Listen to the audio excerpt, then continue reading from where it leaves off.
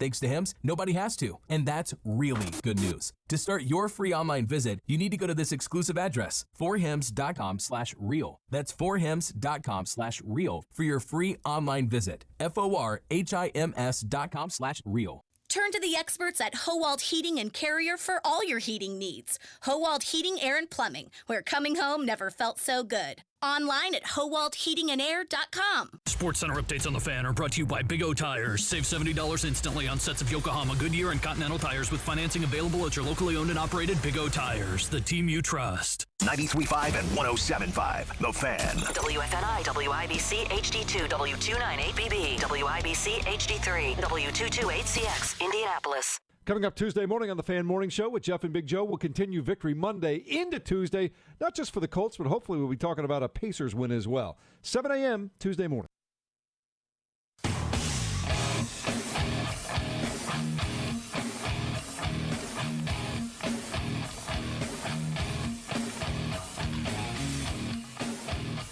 What in the hell do you think you're doing? Hey, John Boy. I'm telling you straight, it's my way or the highway. So anybody wants to walk, do it now. Hey, everybody, we're all gonna get laid. And again, it's picked up. It's Darius Leonard, a pick six for the Maniac. Touchdown, I-N-D-Y. Yes, sir. Was kept alive by Oladipo. And Sabonis with a left hand. John, I have never been better to be on the air with you here in Indianapolis, a place where so many of my dreams have come true. The Ride with JMV on 93.5 and 107.5, The Fan.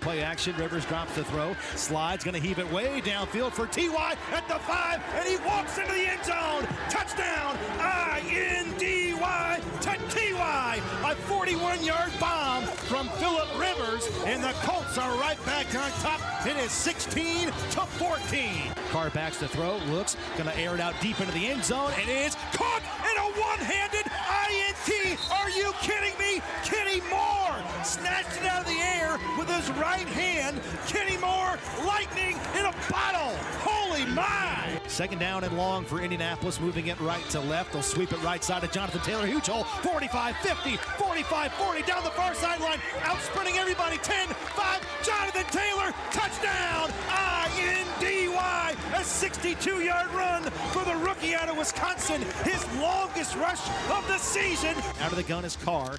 Backs to throw again, will dump it down. It's right in the hands of Khari Willis. He's going the other way at the 20, the 10, the 5, a pick six for the Colts. Khari Willis on the tip drill, runs it all the way back to Pater. Touchdown, Colts. That's Matt Taylor right there on the call. There was a lot to call yesterday. The Colts doing exactly what they should against a team that you needed to beat, that was a must-win, and that was ripe to take a beating. And if you had even entertained a game or two or just with the highlights of the previous 2 weeks, you knew that Vegas was ripe for that. And watching the Colts put a dismantle job on it had to make you feel really good. That's exactly what they did. Now, I know that there are bits and pieces, and I'm sure we'll get to all of it coming up throughout this broadcast today until 5:30, by the way, with the Pacers and the Cavaliers. We give way to the Pacer pregame show coming up today at 5:30. That's game 2 of 3 in the preseason for the Pacers. Anyway, yesterday, 44-27 was the final.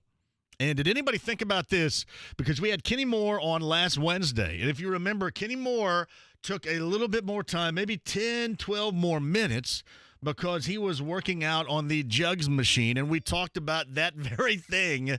He goes up, and he gathers in one of the best catches, probably the best catch of the season right there, certainly the best interception of the season without question. And really, up until that point, he had a bit of a struggle, had a horse collar, and he'd even admitted to that after the game. But that's, to me, especially at that position, that is the difference between guys that are really good and guys that will fade away on you too and will have moments, is that playing that position, you know that you're going to end up getting beat. You know that things aren't always going to be bright, and you have to work through it. You have to have, going to have a really short memory when it comes to this. And he does, and he did, and he kept playing. He was tough, made a play a little bit later on to force a fumble. He has been good as advertised this season, and that was a part of it. And no doubt about that. So the Colts are in prime position right now. Currently 9-4. What did I say? They win 10 games. I had them, if you remember, splitting with Houston. And the Houston's opportunity to split is come and gone. If you watch Houston's act yesterday, that was pretty awful in Chicago. And then if you watch that too, you saw Deshaun Watson get dinged up, so that's an issue. So that time to split, I think all was lost for the Texans with that in mind whenever Nick Martin had that bad snap to Deshaun Watson, which cost him the end of the game a week ago Sunday. And the Colts are in a nice position right now. I mean, you look at the Steelers don't look the way that they did a month ago, do they, right now? If you watched that last night, if you've watched them for the last 3 weeks, you watched them against the Washington football team, or even when all that began for the Steelers a couple of weeks ago, and then Mike Tomlin called out his team. That was against Baltimore, and what was that? What day? I can't even remember the day of the week that was. One of those special days of the week that you had to move back by virtue of the COVID situation going on in Baltimore. But, after squeaking out a win, it was Mike Tomlin all over his guys. And hadn't really worked out since. Buffalo looks legit. But the Colts are right there. There's no doubt about it. Again, what this comes down to is this defense to be for real night in and night out.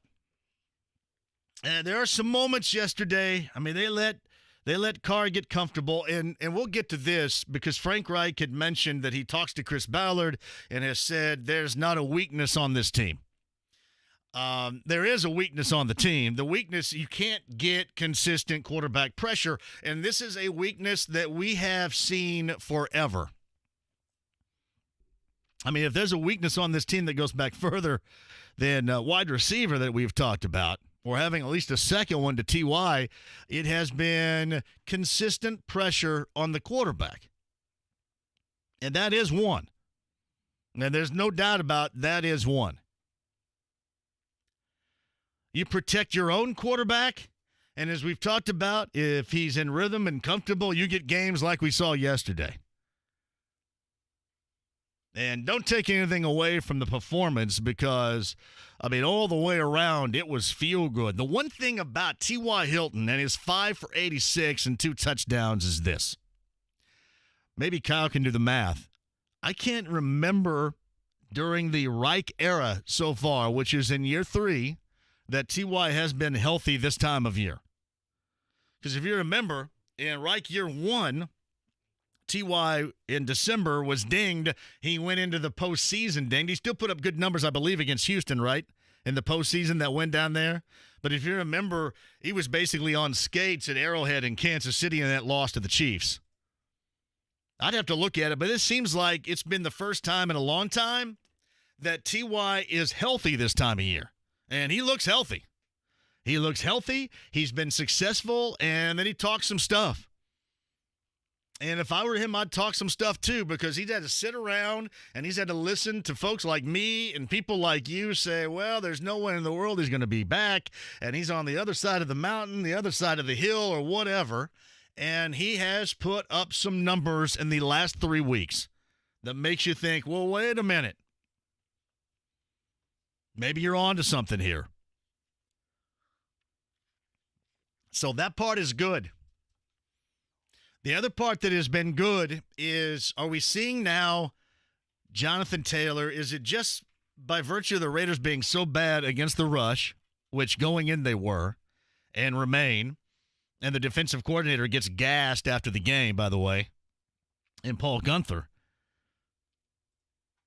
But do we see the Colts being able to run the football better, getting to run the football better, regardless of it just being the Raiders against the rush, as we saw yesterday?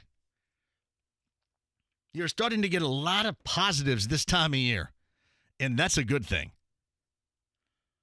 That is a really good thing. I mean, you look across the board. Jonathan Taylor, $150 yesterday. Had that long of 62 for a touchdown, which really kind of showed us all what people were looking for and hoping for. That showed you some speed. That showed you some power, that combination. And the reason why the Colts decided to trade up to get the running back out of Wisconsin, which made a lot of sense. And again, to get back to the quarterback has been good. When he's been protected, when he's been comfortable, he's been good. Again, I don't know if that means that he's back like next year. Like, people ask me this all the time after games, and that's okay because that's what sports conversation is about. It's about in the moment, and then it's about further down the road. And you can be right in the moment because you're talking about what's going on, and you can be wrong as hell further down the road. I mean, to me, that decision is on both sides. If you're asking me, as you did earlier today, that decision is yet to be made. The TY decision is yet to be made. You know what's funny? When you look up and down what took place yesterday. And overall, it was a must-win, and everybody giggles, but by God, I'm right about this. I was right about this in week 1. I remain right about this right now. Yesterday was an absolute. But the one thing, and I want everybody to keep this in mind, and then you can prop me up when it happens, okay? The one thing that you saw during this game yesterday that you're really going to be thrilled about, because it's going to leave your favorite team with certainly better options than it would have a different way, is we found, right? We saw the future left tackle yesterday, did we not? We see the future left tackle of this team yesterday? Because it sure is a hell of a lot easier to find a left guard and not have to utilize a number 1 or, your highest draft selection. It'd be a lot easier to do that or utilize Danny Pinter or whatever. Did this team find its future left tackle yesterday? Have they already found it? Kevin Bowen and I had talked about this for the past couple of weeks. I was almost shocked that they didn't go to this last week. I mean, I was almost shocked. I was shocked they didn't go to it last week. Because you can tell LaRaven Clark is injured, and you hate that. Chaz Green's out there. Chaz Green, gets a false start. And you can just kind of tell that they were, okay, we're done with this. We are done with this. And you slide Quentin Nelson over to left tackle. And listen, I don't know anything, and I'm sure Rick Vincieri is going to probably text me a little bit later on to get his opinion. And my goodness, if he wants to call in to give his opinion, he knows he can call in. He's got the number. He knows he can call in. But I'm just kind of thinking out loud here. This would save the Colts a lot, if you can do that. Because you know that Nelson is going to get paid big money anyway, because everybody calls him, arguably, debatably, the best offensive lineman in the NFL most of the time anyway. That's your future left tackle. That's your future left tackle. You get Anthony Costanzo to play out his contract again next year, and then you make that slide over. And then you find somebody a left guard. You got guys locked down. Yeah, Ryan Kelly locked down. Does that make anybody feel good? Listen, I know it was a small sample size. And I'm not trying to jump the gun whatsoever, because you still have Anthony Costanzo, assuming he doesn't want to walk away, but you have him under contract for another year. But that's what stood out to me yesterday. Besides the win, that was a must-win, and besides better playoff positioning, certainly putting yourself in position at 9-4. But beyond that, it looks like that you got yourself a left tackle for the future there after Costanzo. Anybody else? Anybody else see that? Small sample size, I know. So I need Rick Vincieri to call in here a little bit later on and set me straight either way. That's exactly how that felt to me. Certainly in the moment. I mean, you can talk about 44-27 and 17 in the fourth. And the playmaking ability, especially, we've talked about this all season long. Colts fans have consistently forever talked about this team being able to turn other teams over, playmaking ability, especially in a secondary. And what has been really good about it is that you have not had that consistent pass rush, but they're still able to do it. Normally, one kind of begins the other, if you will. I mean, you get pass rush, and then you get nervous quarterbacking, and then you get faulty throws, and then you see that playmaking ability. This group has made plays without that consistent threat, which hopefully one of these days you can find it, but really without that consistent threat. So give it up to the secondary. One is a friend of the show that's on every Monday, Xavier Rhodes. However, Xavier was dinged up, and we got to bail at 5:30, so I don't know if that's going to work out today. We may try to move that a little bit later on this week. But he's been one of them. And remember, he was completely written off in Minnesota. It was laughed at. Paul Allen, who is the voice of the Vikings and has a talk show up there, laughed on the air, apparently, about the Colts having interest in a one-year deal and bringing him here. It has worked out fantastically. And now Paul Allen's laughing at his place kicking. He's got plenty of time to laugh at that. Dan Bailey's place kicking. It's a sideshow.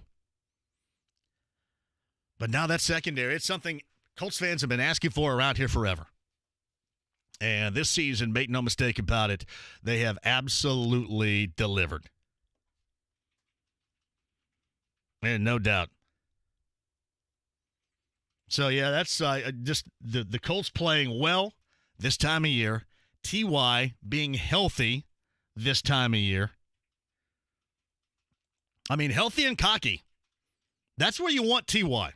I mean, you want T.Y. to be able to tell the world that, hey, everybody that has written me off, like that clown between 3 and 6 that says the Colts are going to have to move on, which they still may, but everybody has been dead wrong. I am glad that he feels in that position to be able to make plays that many thought he was no longer able to make. But again, don't undersell this point. This is the first time in basically forever he's been healthy this time of year. And I know, I mean, you get into the garden variety folks that say, well, nobody's really healthy this time of year. Well, no blank. But he has been a guy that we have pointed out for the past, done a year ago, but pointed out even when they went to the postseason 2 years ago. I mean, he was dinged up down the stretch too. I have to go back. This is the first time, I think, in 2.5 or so years where he's been healthy this late in the season. You know, you don't even look at the season prior to that, but that seems to be where it is right now. So that's good. Jonathan Taylor, hopefully getting it more than just it being against the Raiders, and the Raiders can't stop a nosebleed when it comes to the run. But see, that's part of it.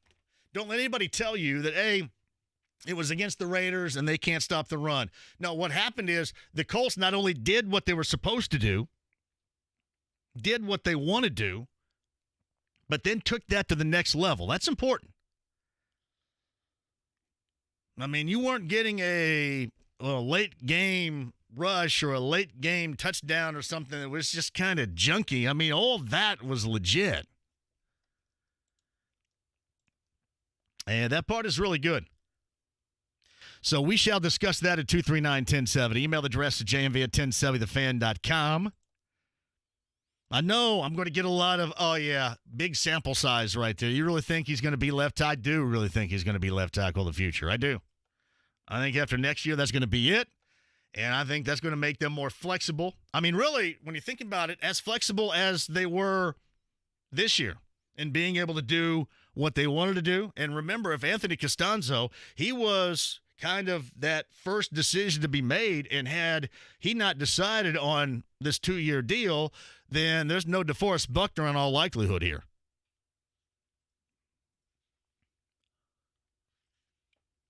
So that was the first thing to happen. And I think everybody's been thrilled with DeForest Buckner. So there's a lot to get out of that game yesterday, both what you watched and then also other aspects that I think are important that may have been lost in any discussion you have heard so far today. Had some big deals. Some reasons to feel good. I mean, maybe they can win out here. I mean, you get Houston dinged up as hell.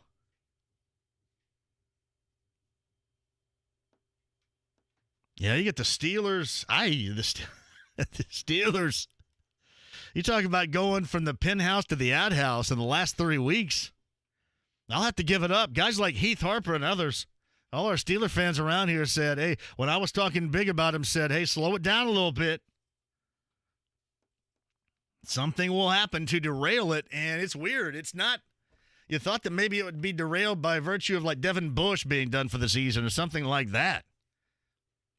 It has been a mess, and Buffalo looks really good right now in the AFC. I mean, really good. Hey, JMV, did you see Max Crosby send a hammer down on Jack Doyle's head on a run play in the second half? I tell you what I loved. I loved when Kenny Moore picked that off in the end zone with one hand, and, man, his teammates greeting him on the sideline was awesome. And remember how we talked about last week? The reaction of Tom Allen's team when he was being interviewed after the game at Camp Randall at Wisconsin. How great that was. I loved, and I wish they would have kept the camera on a little bit longer. I think T.Y. Hilton even said last night that he was almost late to get back on the field because he was celebrating that. That's pretty awesome. I mean, Doyle was over there in the mix. All right, let's get your thoughts. All that I have just said about where this team is right now. Yeah, both on the field from yesterday. Again, and I will grant you this, in a game where you had hoped the Colts would lay it out to the Raiders as they did. Because, A, you had to, and because, B, the Raiders in the past couple of weeks have looked horrible. So you hope that the Colts had something even on the road for them as they did. T.Y. Hilton being healthy for the first time in a long time this time of year. The level of that being a big deal for this team moving forward. And did we see just a glimpse of the future at left tackle yesterday being Quentin Nelson? And let me tell you this, it'll make it more flexible down the road in trying to replace a left guard and already having a left tackle, which, by the way, you're going to be paying probably left tackle money anyway. At least close to it, right? Even at left guard. I mean, with all the love that dude gets. I think we did. All right, we'll discuss that and a lot more at 239-1070. Email address is jmv@1070thefan.com. The show is on... This show is on YouTube Live inside the lounge. I have not turned it on just yet, but shout out to everybody there. You guys are rocking my Warrior shirt right here. Greatest gang of all time. Yeah, I know. Boys in the Hood and Colors, the Crips and the Bloods. Yeah, the Warriors, baby. The Warriors. Anyway, I'll jump in on and ask you guys some questions coming up in just a bit. That is the lounge on YouTube Live, and I absolutely love being a part of it. So thank you guys for doing that. Ellison Brewery tomorrow with the Indy 11. I am going to tap the first keg of Lady Victory Lager, and that's always good.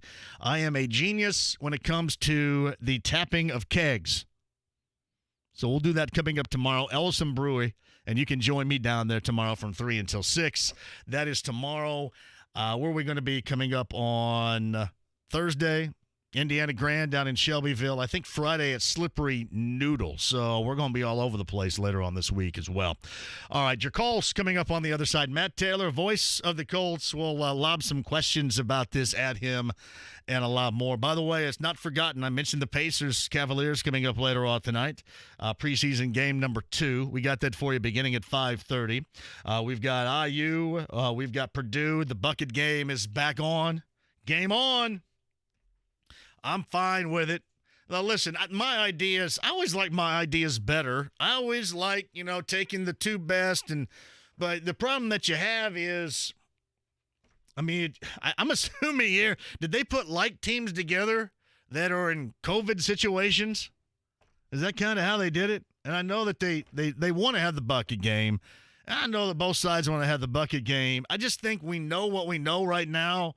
And I wanted to see some matchups. I really did. I know 100+ years of the bucket, the legacy. But I just kind of wanted to see. I wanted to see like teams match up. And again, I don't know. People were saying, so if you play Iowa, maybe you can move up and get that Fiesta Bowl. It's going to be weird to see coming up in the college football poll where Barta and the boys end up slotting IU. What are they up to 7th in both right now? And then the college football one comes out tomorrow, and hell, they'll probably have Iowa State at number 1. I don't know. I just want to see the best matchups. We wait so long, and then sometimes we've been disappointed, other times we haven't. But again, I can't begrudge the bucket game because it's always awesome. So that is good. We'll go over all those games coming up, including Northwestern and Ohio State in a little bit. IU hoops, Boilermaker hoops. My Sycamores lost up at Purdue on a Saturday night. We got a lot more for you. Matt's going to join us on the other side. Matt Taylor, voice of the Colts, also going to be here. 93.5, 107.5, and 1070 The Fan. Do you need furnace or heat pump service and need to find a local well-trained expert you can trust like Family Heating and Air Conditioning? We'll find that American Standard dealer at IndyHomeComfort.com. It's the most wonderful time of the year for sports fans because they can put some serious skin in the game with BetMGM. Right now, new BetMGM customers have a chance to win $100 in free bets when they place a $1 moneyline wager on the Ravens versus the Browns. And if either team scores a touchdown, you win. Just use bonus code TalentCode100 when you make your first bet to take advantage of this offer. BetMGM doesn't stop the gift giving there. Discover their innovative parlay selection tools, boosted odds specials, daily promotions, and much more. But you have to become a BetMGM customer first, so hurry and download the BetMGM app today or go to BetMGM.com to sign up and use bonus code TalentCode100 to win $100 in free bets when you wager $1 on the Ravens or Browns to score a touchdown. You can bet with snow-cold confidence at BetMGM, the king of sportsbooks, but you need to sign up today to get in the game. Visit BetMGM.com for terms and conditions. Must be 21 years of age or older to wager. If you or someone you know has a gambling problem and wants help, call 1-800-9-WITH-IT.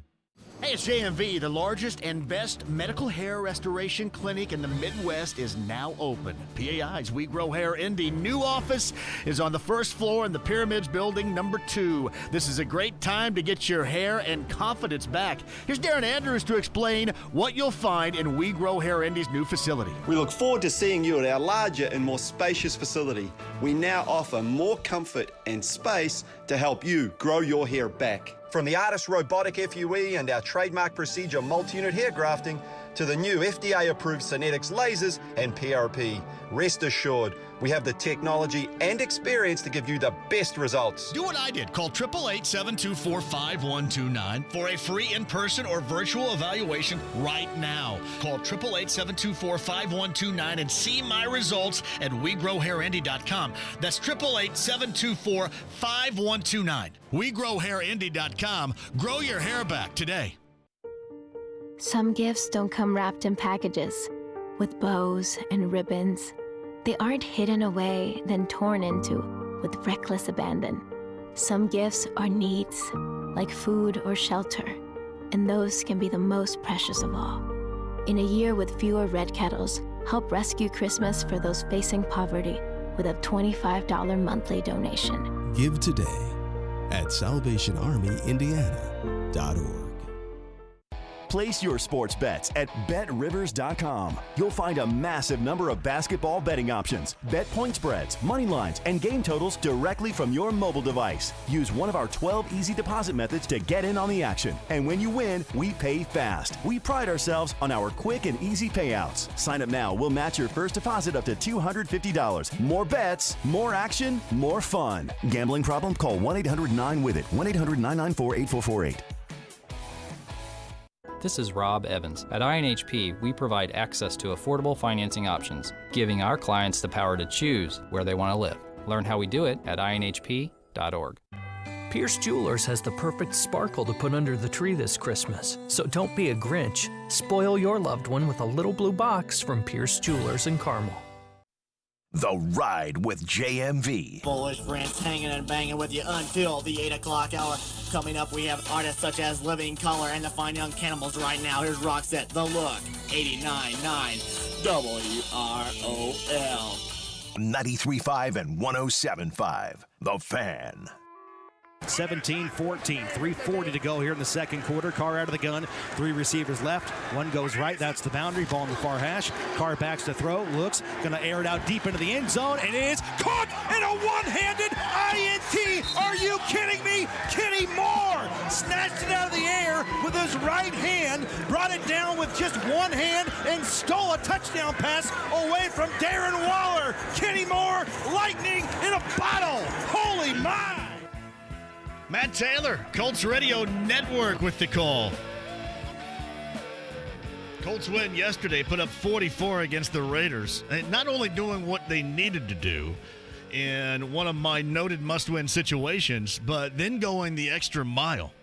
I mean, getting the $150 on the ground and the long touchdown run from Jonathan Taylor, getting the 2 touchdown catches from T.Y. Hilton, and we're finally seeing T.Y. healthy in the month of December right now.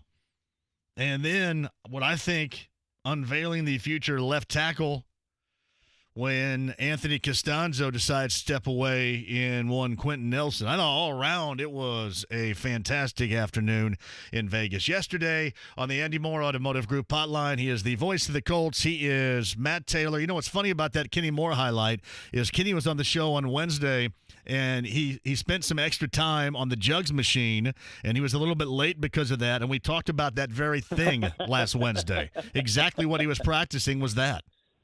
That's pretty cool. That's a pretty cool story. I mean, it doesn't surprise me that he's putting in the extra time and the extra work to, be 1% better, as the Colts preach, every day, every single week. And I mean, you're going to be seeing that highlight. You're going to be seeing that play on Sports Center. I mean, that's going to be, it's funny. We're talking about 2 weeks away from the end of the year here in 2020.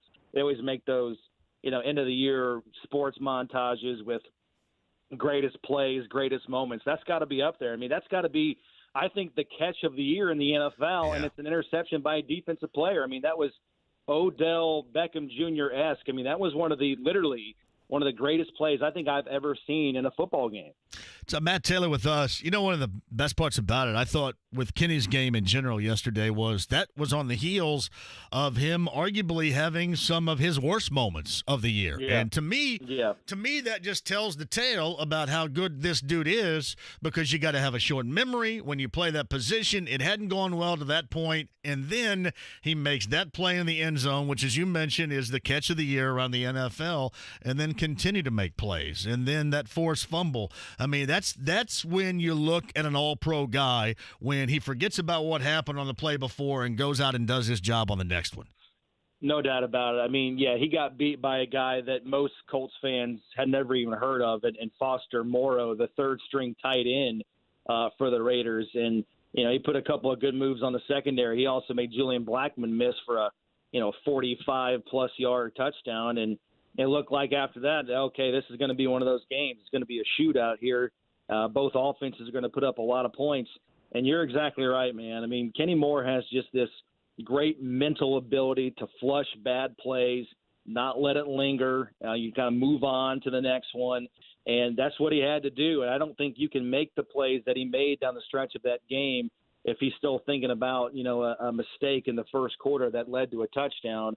I mean, I just don't, JMV, I don't think there's a guy in the NFL that gets more out of their body, if you understand what I'm saying. I mean, what is he, 5'8", 5'9", but he plays like a guy who's 6'2", 6'3", because of the wingspan. He's got long arms, but just great, athleticism. He can jump. He's got a great vertical. But I think more so than anything, it's just a want to. It really is. I mean, it's just a guy that goes out there every single week and says, this guy, no matter how good he is, no matter how big or how if he is bigger than me, if he's faster than me, there's no way this guy's going to continuously beat me for big plays. And it's just really, really cool to see him having such good success, considering he's an undrafted free agent. Going back to 2017, I didn't have a home, didn't think that he was going to, after being cut by the Patriots, didn't know if he was going to stick around in the NFL. And I love the story about Chris Ballard having to be convinced by a handful of scouts and a couple of different people on his personnel staff to even give Kenny Moore a shot, to bring him in off of waivers. And thank goodness that they did, because, again, he is probably, I think, just the best all-around defensive player they have. And that's saying something, considering they've got DeForest Buckner and Darius Leonard on that side of the ball. But if Kenny Moore if he doesn't make the Pro Bowl this year, I'm not sure what you have to do to be a Pro Bowl player at cornerback, because it's just, I know it's a popularity contest. I know sometimes guys get in with name recognition, but if Kenny Moore doesn't make the Pro Bowl, then we should just stop voting for Pro Bowl altogether. So Matt Taylor, voice of the Colts, he's on the Andy Moore Automotive Group hotline. I know that the Raiders came in and they couldn't stop me or you on the run. But that being said, the Colts not only did what they should have done against the Raiders, but really raised the bar against the Raiders. And I thought in the process, hopefully started going down a path, not to hit a butt 50 from Jonathan Taylor every game in the regular season from here on out. That'd be great, but I'm not counting on that. But gaining a lot of confidence by not only doing something against a team and its defense you should have, but again, taking it to another level and doing so. Yeah, I completely agree. I think what you did was you set the tone and you took full advantage of a bad defense. And, the Raiders are not good on defense. I mean, they fired their defensive coordinator hours after the game was over last night. You're talking about a team that was routinely giving up 30 points per game, over 100 yards every single week rushing to their opponents. So, yeah, the Colts took full advantage. I mean, I'm not sure how much better you can look playing offense than the Colts did, 24 hours ago. I mean, you're talking about season high in total yards, rushing yards. I mean, the third down conversions, you're 8 for 11. Are you kidding me? I mean, that's over 70%. I don't think that had been done by the Colts on third down to that level in 10 years. I think you have to go back to 2010, the last time they were better on third down in a game. 44 points. That was the most in 6 years. I mean, 7 of the first 8 drives ended with points. Phillip Rivers didn't turn the ball over. The Colts didn't fumble. There were no interceptions. And I think, the two biggest words that I come away with from that offensive performance yesterday were balance and efficiency. Efficiency in that, as I just said, you scored basically every time you had the ball, and a lot of times inside the red zone you were getting 7s, not 3s, which was a problem at the beginning of the season. But balance in that you ran for 212, you threw for 244, you had 8 different guys catch a pass, which has been kind of the norm this season. You've had up to as many as 11 guys catch passes in a game twice this season. So all season long, the Colts have had, kind of spread it out, that wealth of role players on offense. But I think the most encouraging thing about the Colts offense in the last 3 games is, your number one guys. And what I mean by that is kind of like your star players based on their ability to change a game. Those guys are emerging. T.Y. Hilton, Jonathan Taylor, and Nyheim Hines. And then you have great supporting cast members, if you will, and Trey Burton, Jack Doyle, Zach Pascal, Michael Pittman. I mean, this offense, I don't know if it can be stopped on a week-to-week basis. I think the only thing that can beat this team is themselves with penalties and drops. Now, they might not, rack up to the tune of 456 like they did on Sunday, but you get my point. This is a really tough offense to slow down if they're focused, in tune on a given Sunday. So Matt Taylor, voice of the Colts, he's on the Andy Moore Automotive Group hotline. I mentioned this about Hilton at the beginning of the show.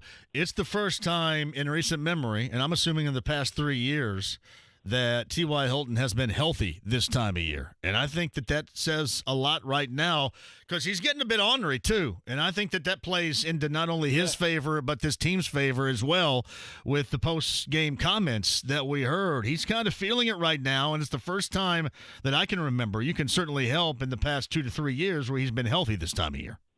Yeah, I think that's a good point. I also, to your point as well, I mean, going back to, I think it was the Tennessee game, the second Tennessee game, which was the Sunday after Thanksgiving. Right. Leading up to that game, he hadn't had a breakout game, if you will, in terms of production. He had over 80 yards in that Tennessee game, but leading up to it, he was a little bit, I would say short with the media. Like, listen, I hear what you're saying, even though I'm trying to avoid it. It's 2020. I got Twitter. I got a TV. I got a radio. So sometimes you just can't avoid that stuff when you're trying to. And so he hears it. And I think it was kind of human nature. Like, I get it. I'm a little bit annoyed right now. I'm a little bit perturbed that you guys keep talking about this, even though the Colts had been winning up to that point. It's great to see him in the last three just completely catch fire here. 17 catches, 277 receiving, 4 touchdowns in the last 3 games. And I think, Rick Venturi and I were talking about this after the game, and there's certainly no way to kind of quantify this. It's just kind of more of a hunch and more of a feel. But, it's something where Phillip Rivers, he had a lot of guys in San Diego and in L.A. with the Chargers. He had a lot of weapons. I mean, Antonio Gates comes to mind, but just even more so at wide receiver, he had a lot of guys that were big body guys, right? Like 6'1", 6'2" receivers, 220, that could sort of box some guys out. He had trust in them because of their stature that they would just go make a play if he threw it into a tight window. And not that he didn't have trust in T.Y. Hilton up until now and in these last 3 weeks.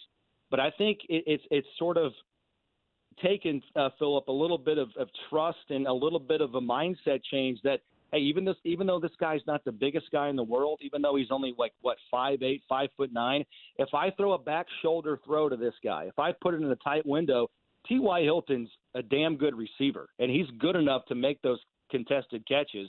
And so I think the trust level and the confidence in Phillip Rivers and T.Y. Hilton is at an all-time high right now in this season. And so the offense has continued to evolve and morph. And I think it's the T.Y. Hilton show in the last month of the season for sure, no doubt about it. Well, and you saw yesterday, and a guy that hadn't, I don't know how many targets he's had in recent memory, but Marcus Johnson seemingly went the wrong way on a pass play, and they had a conversation coming off the field. So, yeah, I would agree. I think it's certainly trust in the guys that you're throwing it to. I think it's also the guys adapting, and it's taken a while, adapting to, the speed in which the ball is coming, what to look for in your pass attempts. And then it's also for Phillip Rivers. The biggest thing is the being comfortable and being in rhythm. And you can tell there is a huge difference when Costanzo is out there than when Costanzo is not out there. There's a different level of comfort and rhythm that he gets by virtue of having his guys in front of him.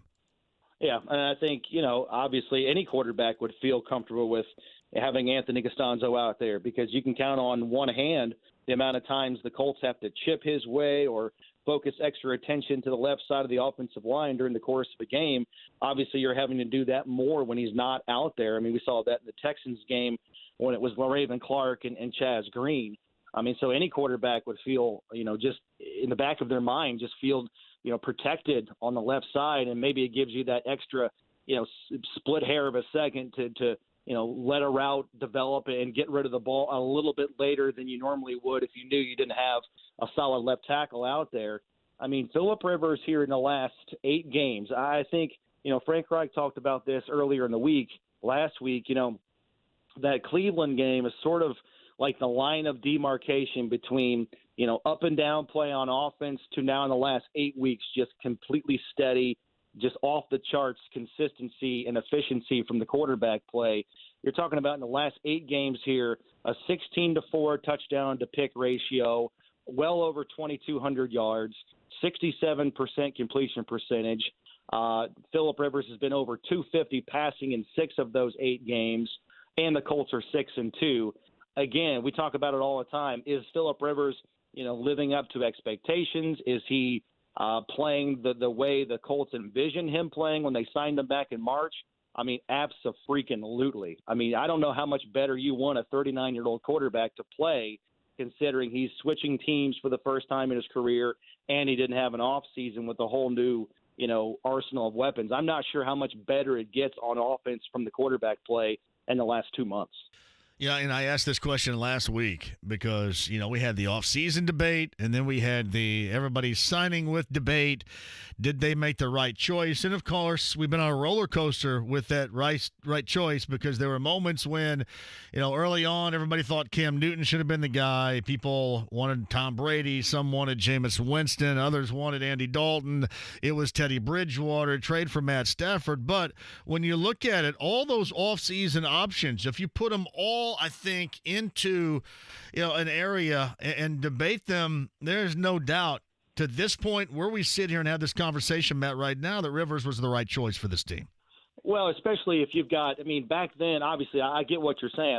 It was a week-to-week thing. Yeah. A lot of up-and-down play by all of those guys early in the season. And so that's the great thing about the NFL. So many people watch it. So many people have an opinion on it. And it's so much fun to talk about it. But now that we're having a big sample size here, we're talking about you're 3/4 of the way through the season. So you're talking about 12, 13 games here. That's a big enough sample size to kind of know who was a good fit and who was not in free agency. And so, Phillip Rivers has completely answered the bell. And I know every season, offenses kind of morph and they evolve, but 2020 is like the biggest example of you just kind of have to adapt and go with the flow, considering, again, no OTAs, no preseason, no the training camp schedule was incredibly modified and adjusted. Not enough time out there to get acclimated with a new scheme, in the sense that, you're revisiting it for the first time in 4 or 5 years. New offensive coordinator, new set of weapons. I think with the whole thing in mind, with the grand scheme of things, you just can't ask for more from Phillip Rivers. Now, obviously, it's one thing to do it in the regular season against a Las Vegas defense that's not very good. It's one thing to do it in that scenario versus in January on the road against a team like Pittsburgh or Kansas City. But listen, you talk about where this team is offensively right now compared to where they were a year ago at this time. It's just night and day. It's just so black and white better. You can't even argue it. And so that's why the Colts made this move in the offseason to be more efficient in the passing game. Last year they were 30th in passing, 30th in explosive plays. Right now this offense this year has remedied all those problems, plus now the ground game is catching up. So I just don't think I'd want to play the Colts here in the last month of December and in the playoffs in January because they're humming at the right time. You talk about peaking. That's exactly what the Colts are doing right now when it matters most. Hey, did you ask Rick yesterday if we were watching at least for a couple of plays and a couple of moments? The future left tackle is number 56 in there yesterday. You think so? Oh, yeah, I do. Absolutely do. Yeah, I think it's beneficial, too, if you can, because you're going to pay him a lot of money anyway, more than what a normal left guard would get. Slide over, play left tackle, and that gives you more flexibility, not have to use a number one or at least a high draft selection on a future left tackle. And then you can see if Danny Penner's the future left guard or maybe draft a left guard. That gives you a hell of a lot of flexibility that otherwise you would not have. Yeah, it's definitely harder, just generally speaking, to find, a cornerstone left tackle than it is a guard, just from a scouting standpoint. So, yeah, I'll give you that. I know my partner, Rick Venturi. I know how he feels about it. I'm trying to goad him into calling in here right now, by the way, too. I got to have an answer. I got it, because everybody thinks I'm maybe full of crap right now because there wasn't a lot of time to see him do that. That's kind of how I feel. I think 56 is the future after next year left tackle on this team. Well, he played a handful of snaps out there. He looked good. And, you and I can sit here and talk about, hey, it's no big deal going from left guard to left tackle. Yeah, exactly. Because we've never played on the offensive line. Exactly. But, just moving out 3 or 4 feet, that is a huge deal. It really is. It's a completely different set of, principles and fundamentals and keys and things like that. So he made it look easy. And again, I go back to Rick. He talks openly about how good Quentin Nelson is. And if he is that good, he calls him the transformational talent. So if you've got a guy like that, you should be able to put him at left tackle. It's easier to kind of have him play left tackle in a pinch than it is somebody else playing that spot when it's so important to the overall success and health of the team. My point is find a left guard more so than a left tackle. Well, exactly. And you know you're going to have, the guy's going to get paid. I mean, he's mostly described as the best offensive lineman in the NFL anyway. And listen, it was a small sample size, but he looked really comfortable, and I could not help myself. But I backed away from Twitter. I just said, hey, I don't normally look at left tackle unless it's going wrong. Unless it's going wrong. And this looks like this could be the future right here. And many people agree with me, alas, unless it's those on West 56th Street, it doesn't really matter. Well, the good news is, and this kind of goes in line with the quarterback debate, the good news is you got a year to figure it out. Yes, that's the other thing. He's on a 2-year deal. So you got this year's draft and next year's draft and free agency, a couple rounds of free agency to figure it out. And plus, too, I think the Colts, they've done such a good job. I give Chris Ballard such a tip of the cap because, I mean, the franchise was kind of backed into a corner, obviously, when Andrew Luck decided to retire. There's no perfect solution, no perfect remedy for, finding the long-term answer at quarterback less than a year removed from a guy like that, suddenly retiring because of injuries and things like that.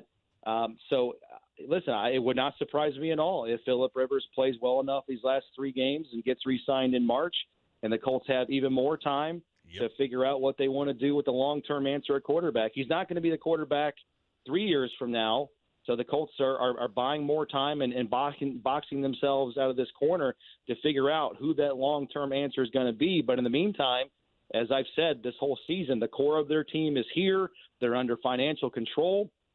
They're ready to win now. They have this window of opportunity, and so they're marrying the great roster with a quarterback that can still get it done at age 39, and they're trying to make it work for as long as they can with both sides helping one another in terms of playing at a high level. Yeah, well, and I think that ultimate decision on Rivers will be after what this thing looks like come a postseason appearance. But listen, it would be beneficial because you get another year to size up what you want your future to be, long-term future to be at that position.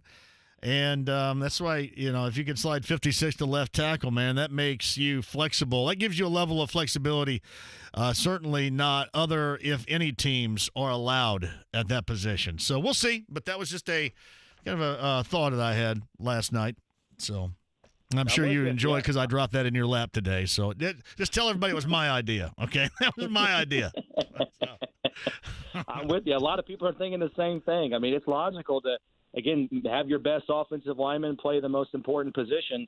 So if Anthony Costanzo, again, you could probably quantify him as the most valuable guy because he just studies that offensive line and allows Q to play left guard.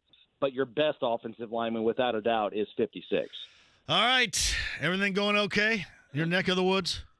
Everything's good. We're gearing up for the holidays. We got the 3-year-olds, I guess the 4-year-old's birthday party coming up on Saturday, and then it's Christmas after that. And it's December is always crazy because of the last stretch of games plus the holidays plus it's a couple of birthdays in my family, so it's never a dull moment around here. Plus everybody's home around the holidays, and I'll be working virtually still, trying to find little pockets of time to actually do stuff and get stuff done. So last year at this time we're in New Orleans, right? Last year at this time? That's right. Going into one of the worst games I had. Arguably, it was a top 5 hangover of all time right at this moment a year ago. Yeah, you got after it. I'm not going to lie. I was messed got up. After it down there. I didn't any business being that messed up. So New Orleans kind of it chewed you up and spat you oh out. boy, man. It did too. You know what? It's not even the alcohol. It's the sugar in the alcohol. It's all that sugar, man. I just had I couldn't even hold my head up.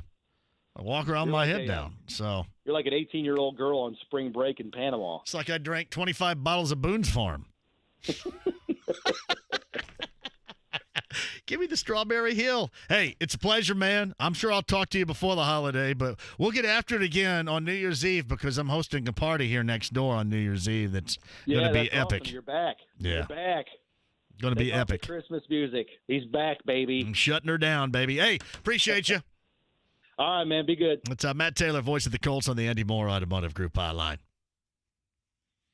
All right, quick one. We'll come back. Your thoughts on future left tackle, thoughts on the Colts. And again, I know that it was the Raiders, and I've specified certainly that a number of times already. I know it's just the Raiders, but some things to play off of that look positive for you yesterday.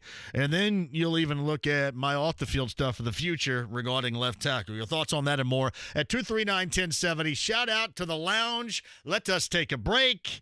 It's 93.5, 107.5, and 1070, The Fan. This football season, tune in to The Fan each week for the latest football news with reports from Darius Butler and Xavier Rhodes, all powered by PointsBet Sportsbook.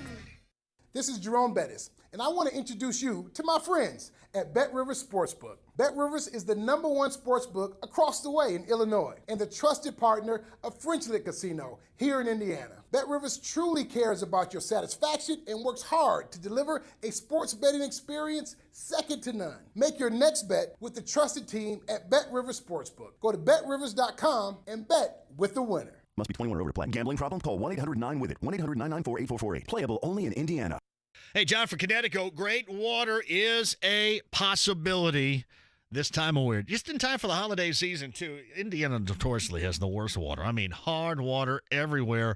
Connecticut, Joe, John, and Dennis with these deals and this water makes it the best. You'll love it, too. Premier Series water softener, in-home drinking water station. Great deals just in time for the holiday season. Give the gift of the best water. Drinking, the scent, the wafting scent no longer stinks. The bathing, the watch. Listen, your water's important. Make it a top priority and get great deals going into this holiday season with Connecticut. 2 locations, Northeast Side, Castleton, Southside, US 31 and Southport Road. The Connecticut Water app, download that to your smartphone or device today or online, ConnecticutND.com. There are times in life when certain situations are unavoidable. As life passes, we get a little slower and a little more achy than the year before. All part of life. But when we lose the ability for intimacy with the one we love, it can feel much worse. Unfortunately, the lady we love typically feels like this situation is just because of her. As men, we know that's just not true. We want that spark back just as much as she does. The Indianapolis Men's Clinic physicians hear this from struggling couples every day. Fortunately, that struggle in your relationship from erectile dysfunction can be gone. One simple visit to the Indianapolis Men's Clinic with a same-day solution. The joy of your relationship will be back. And the best part of it is seeing that spark back in a happy relationship. Call 999-9000. It's simple, safe, and private. 999-9000. Clinic visit, evaluation, and testing is just $99. IndyMen'sClinic.com for more information. 999-9000. At Unibet Sportsbook, we know that within every bettor, there's a bet so genius, no other person on this planet could have thought of it. It's called a parlay, a custom-made bet that says, today, my confidence level is on the money. Sign up today and get $30 free to use on your first parlay and enjoy daily parlay boosts at Unibet Sportsbook. Download the app or visit in.unibet.com. Unibet Sportsbook, crazy about the odds. Must be 21 or over to play and physically located in Indiana. Restrictions apply. Gambling problem? Call 1-800-9-WITH-IT. Was still wiggling on the plate, and I swear it looked up. When you don't need to hear about Jason from accounting's dinner. The little black curly hair on the edge of the plate. Google Encore Sound. Okay, love you. Love you too, Pudge Muffin. When your personal calls need to stay personal. After you finish that spreadsheet, I need these reports filed. Pudge Muffin. Google Encore Sound.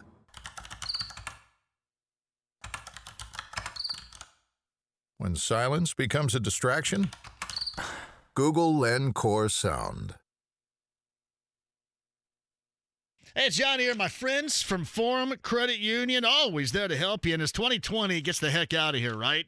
Let's start, thinking about your financial future. Let's make you financially strong in the new year as ever. My friends at Forum Credit Union can help you. Check out their financial tips every month at forumcu.com and on social, whether you're trying to save for a down payment or ready to buy a new home or just looking for everyday ways to improve your financial situation. Kevin and the gang at Forum has the resources to make it easy. Check them out today. Again, you can get an appointment to speak with a financial rep or all the info you need online. forumcu.com.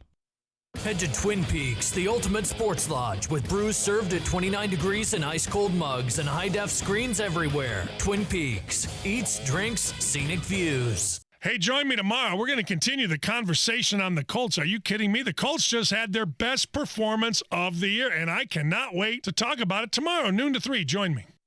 The Ride with JMV. There's a kid in my class that got a boner at PE in high school. He was wearing sweatpants. It was really embarrassing, so this song goes out to him. 93.5 and 107.5. The Fan. Hey, shout out to the lounge. By request, Backstreet Boys is a re-entry right there. There you go, fellas. I'm working for you. Like my all-request show re-entry right here. JMV, got to love how many Colts have stepped up to be the difference makers lately. So last week, the Raiders' Hail Mary leads to Greg Williams being canned. Now, the 44-point output seals Paul Gunther's fate. Craziness. Hashtag JMV sucks. Jim McCann, Southern California. Shout out, Jim. Love Jim.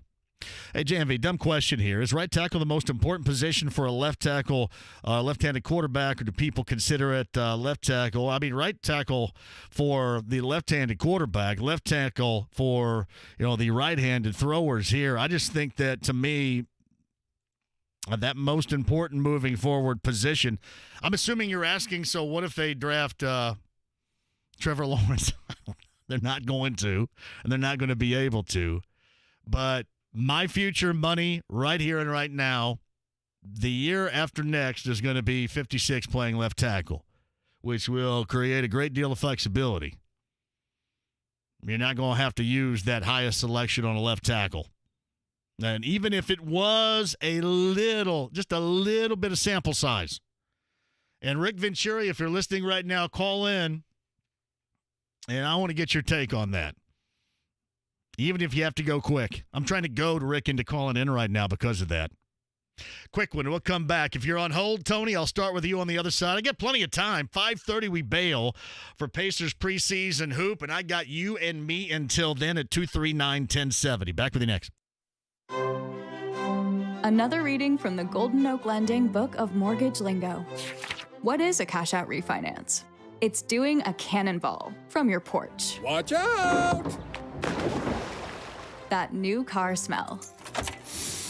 A new college graduate in the family. With a BA in business and a minor in medieval Renaissance poetry. Reading the words, paid in full. Woo-hoo! Did it!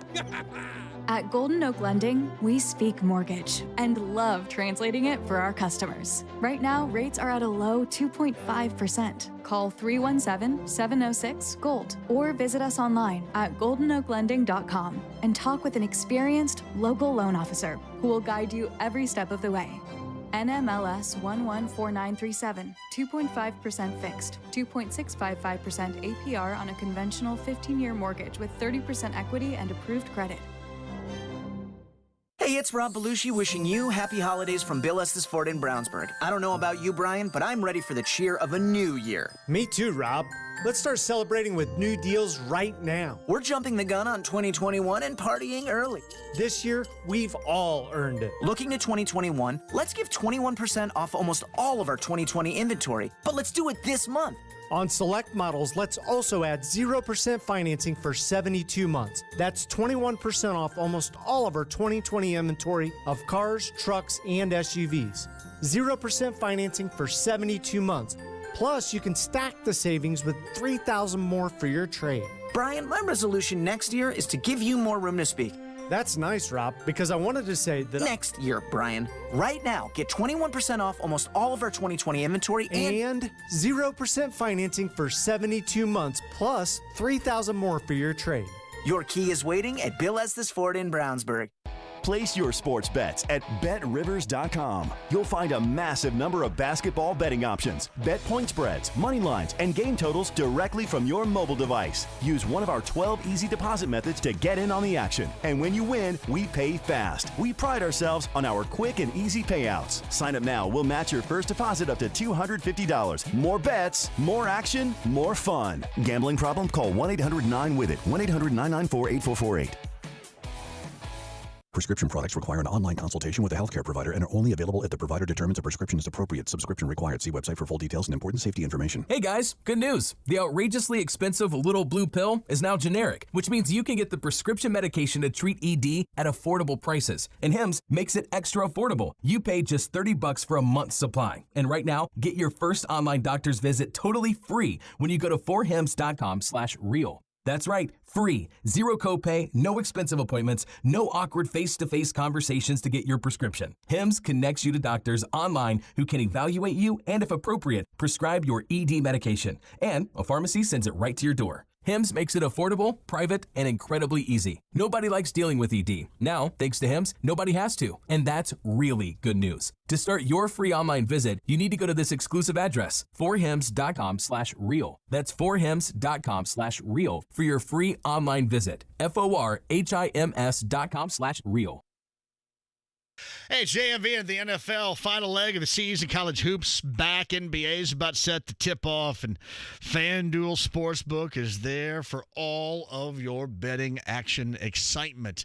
FanDuel is America's #1 sportsbook, unique and fun. So many different ways that you can have fun on absolutely everything. And right now, FanDuel is letting you place your first bet risk-free up to $1,000.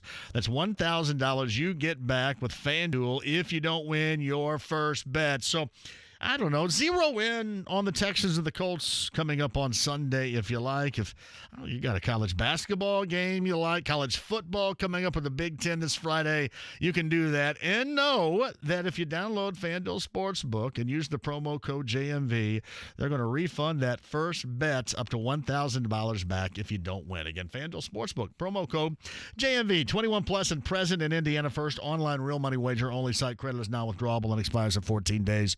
Restrictions apply. See sportsbook.fanduel.com for details. Gambling problem, call 1-800-9-WITH-IT.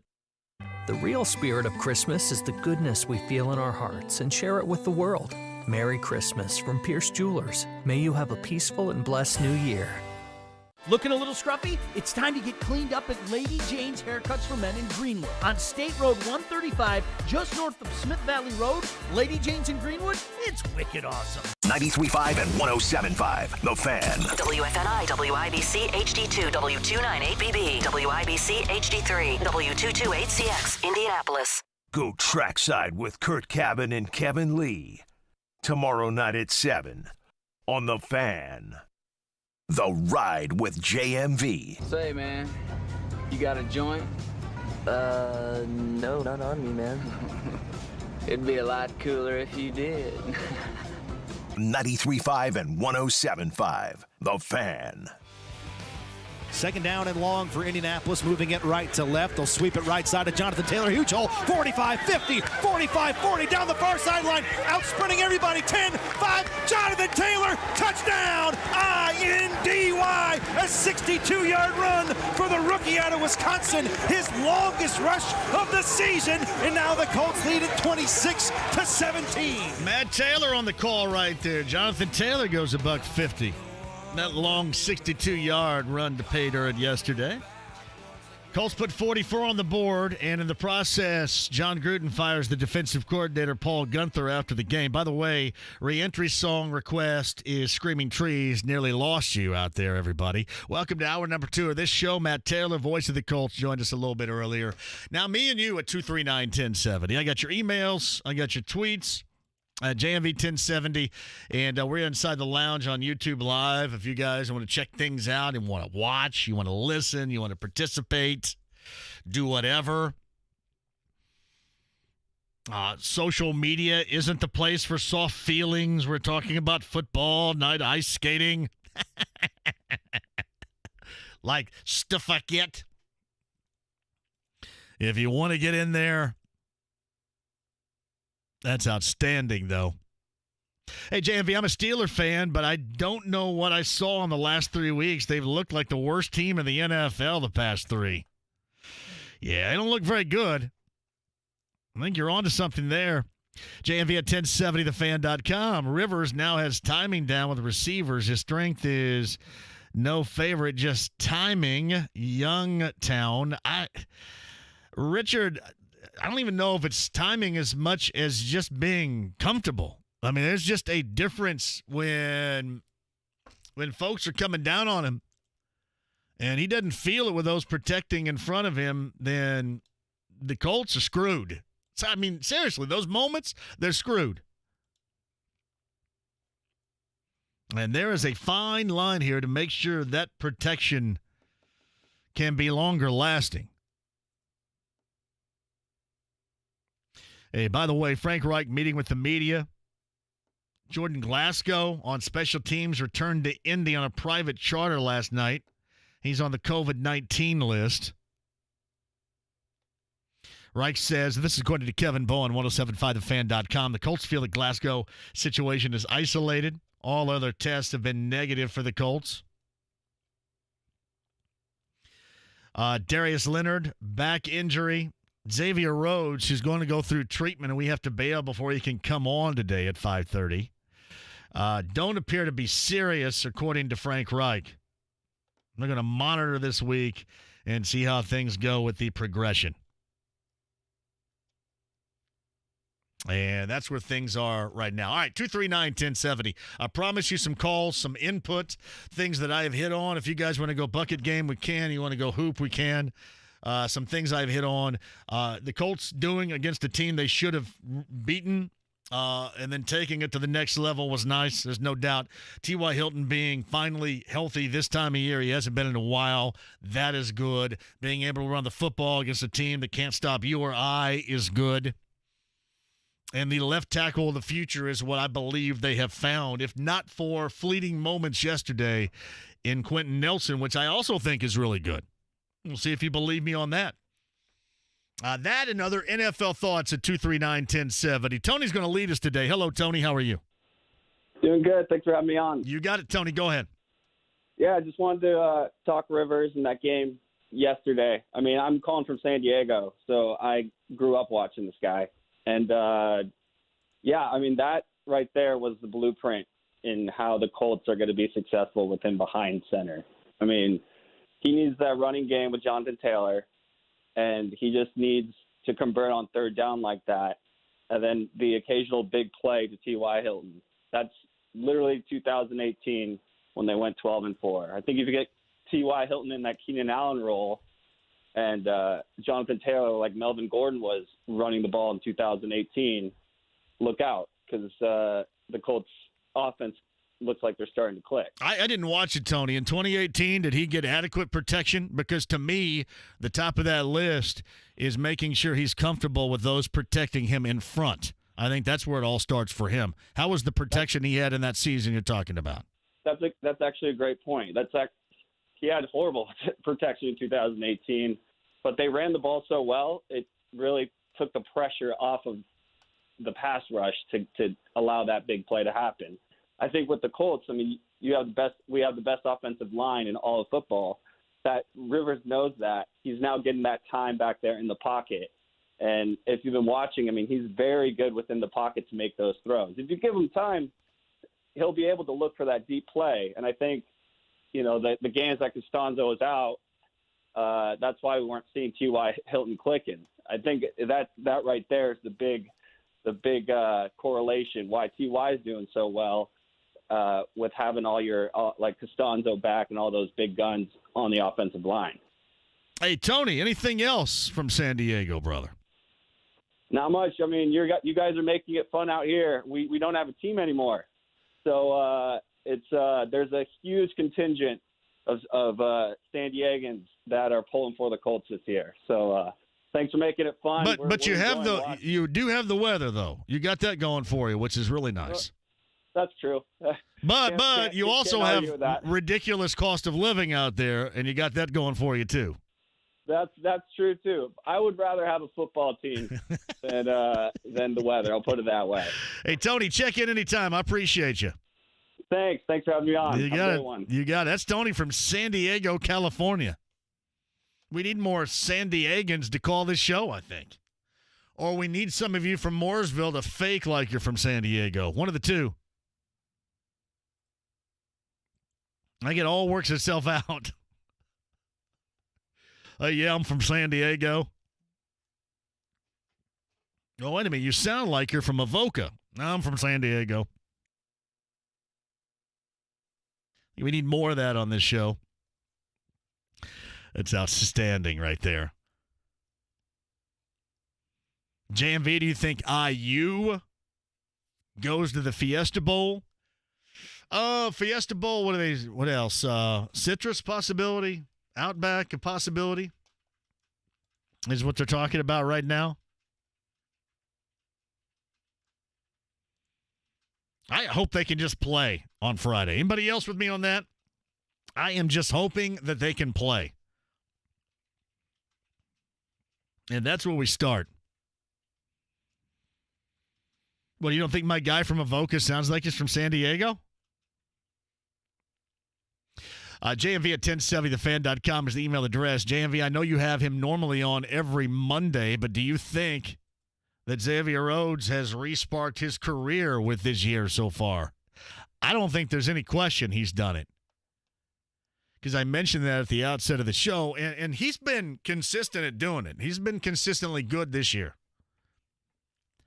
But I mentioned at the outset of the show, when the Colts made that signing in the offseason, Paul Allen, and this came from folks in Minnesota, Paul Allen, who's their voice and also has a talk show up there, joked about, Ballard and the Colts signing him. And I don't think anybody's joking right now. Unless you're talking about the Vikings and Dan Bailey, their place kicker. You might be joking about that, but you're probably not joking about it. I mean, good for him. I mean, you can even tell when he talks to me that the dude is guarded. And I don't blame him. But he has been consistently good for this team the entire year. There's no doubt. I still say this, though. And we had Tony from San Diego call and, talks about, being able to run the football and that connection with T.Y. Hilton. With this team, from what we have seen this year, it is still, right? It is still about the comfort of protection more than anything else. It's what it seems like here. It seems like every time that doesn't happen, there's an issue. And when he is comfortable, there's just such a huge difference. Now, again, I want everybody to realize that we are talking about the Raiders, who are awful defensively and fired their coordinator after the game. But what I mentioned at the outset of the show, they were awful, but the Colts did, in a must-win situation, what they needed to do, what they had to do. But they also raised the bar on, all right, you're playing a bad team, but. I mean, it just wasn't the minimum.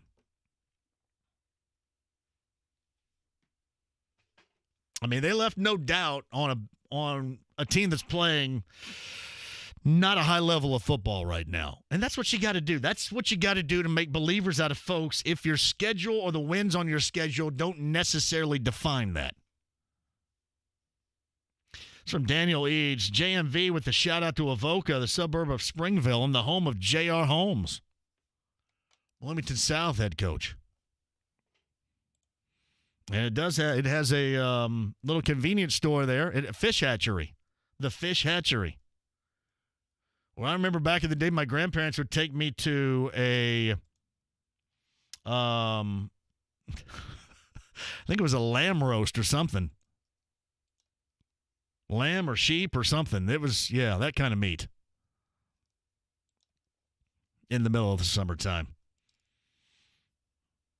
Shout out to Avoca. JMV, Paul Allen gets killed in American Psycho. And one of the most amazing cinematic moments, that is so true right there, at the hands of Christian Bale. And I'm sure it's not for everybody, but a must-see from the year 2000 would be American Psycho. That is so true, right? That is a must-see. Jim's talking special teams at 239-1070 next. Hello, Jim. Hey, how you doing, JMV? Great, Jim. How are you? Great. Hey, I think hat needs to be tipped over to the special teams unit on the Colts. I mean, we've got a heck of a kick and punt return game. Our kickers are great. We've got good coverage on both things. I think this unit, the special teams unit, is either going to win us a game in the next 3 or 4 games, or maybe in January. They need a little shout-out from us fans out here. Jim, thank you for the call. It's been solid. There's no question about it. None at all. JMV, don't know if this went unnoticed or not, but Jonathan Taylor's blitz pickup yesterday was stellar. Couple of huge pickups in big times. I think there's something that's going around. I'll have to retweet this if I find it. Zach Pascal with the block. I think he buried somebody on the block, too. Skivvy says, where's Andy Slater been? Your guess is as good as mine. I don't know. We're on the lookout, and we'll let you know. I'm not sure. Skivvies were on the lookout here. That's awesome. Lamb roast. I think it was a lamb roast or sheep bake or something. No, that's clam bake. I forget what it was. But it was a good time. It was like a huge picnic, and it was fun. Jay Ryan chimes in. JMV, what are your thoughts on the Colts using Jacoby in all these short yardage situations? Seems like it's at the point now the defense is catching on and stacking over the center. I mean, sure. I mean, you pretty much know when he's going in there what they're trying to do. So, it became non-surprising, I think, a while ago. So I would agree. What you think about that 3 they got right before the half with 1 second remaining and that handoff with no timeouts? I'm telling you, Frank doesn't care, but Frank, that was thin right there. He was skating on the thin ice right there. Now, when you think about it, they still got the 3, which is nice, but they were a yard away from putting 7 on the board, and they were also a second away from getting 0 out of it. Well, did you see what Frank said today in his presser, that if they were on the 1 yard line, he would have gone for it? I was completely surprised. It was a little outside the 1 there. Yeah, they were on the 2, so we decided to kick it. Can you imagine? I mean, really, as it turned out, whatever. But that was pretty funny to think about. Hey, JMV, I completely agree with your assessment. And I thought the same thing yesterday. You were looking at the future left tackle of the Colts, Quentin Nelson. Hey, listen, I don't have anything to go on other than my smart's real good, but it just seems to me that you're going to pay him a lot of money anyway. Seems to me that in that small sample size, fine. Seems to me to be easier to replace a left guard than it would a left tackle.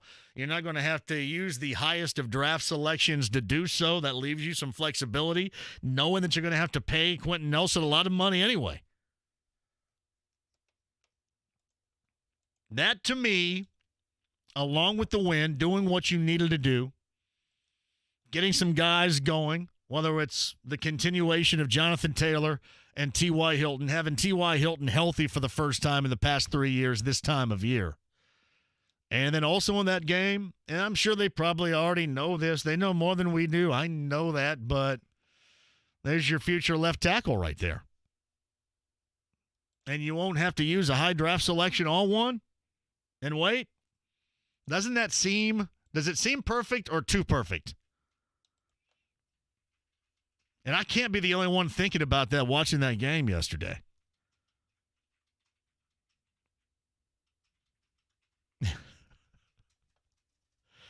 Outstanding. Yeah, JMV, I completely agree with you on that. I think that's the direction they will end up going.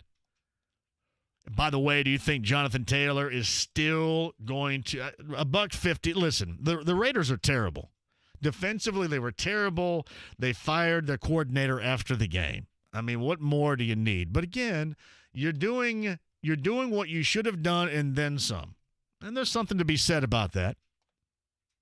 Make no mistake. I'm not losing it or anything like that. It was just, that's a must win, and then you do it. Like, you look back on it.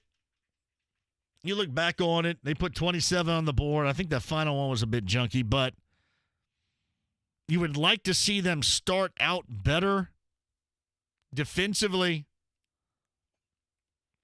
But, man, they're still making plays in the secondary. If there is one thing that you would like to see happen, and I wouldn't hold my breath, is consistent pass rush. It's one thing that they do not have. And other than Justin Houston occasionally get there, do they have it? I didn't check Kevin Bowen's list. How many snaps did Teray have yesterday? That's the one thing, and that is a major thing. Actually, the one thing that sticks out more than anything else. But there's no doubt that is major. No pass rush, no consistent pass rush. I don't know where you're going to get it. Teray had 16 snaps, career season high for Was him. it? One tackle. I don't remember him doing anything. What's up, Cam? Man, you need that. And you wish you had it. And this team, you as fans, been searching for that for a long time, too. Zach writes this: I would miss watching Nelson pull on run plays and destroy defenders with a head of steam. Well, the thing you won't miss is having to go out and draft very highly a left tackle. It just, to me, gives you more flexibility in what you want to do. To me, it's in comparison, the flexibility that you get if Phillip Rivers can play again next year, as you thought, or as they thought and hoped he was going to be able to do, because it gives you time in the sense here and that flexibility to figure out what you want to do longer term, while still being able to win with a team that is win now. Just seems like that would work out if that's what happens at left tackle. We'll get your thoughts on that, too. If you guys want to dive in, you certainly can. Hey, JMV, I thought the most interesting play of the game was Hines' read option out of the Wildcat. Inside the lounge, shout out to everybody there. Let's take a break, and we'll come back. Again, I got nothing up until 5:30. I got to bail early today. We got Pacers and Cavaliers. I didn't get not one Miles Turner piss and moan on a tweet over the weekend. That was a really good feeling. What did he do? 14 and 6 or something like that? Yeah, listen, I know you say, well, it's a preseason. They turned it over a lot. I don't know really what I got out of it. I couldn't really tell that there was a lot different. I'm not suggesting I was looking for it or you need to see it, but it kind of looked like what we know to this point. At least that's what I gather. JMV, my NBA radio app isn't working here. Does anyone know of a free Pacers radio stream?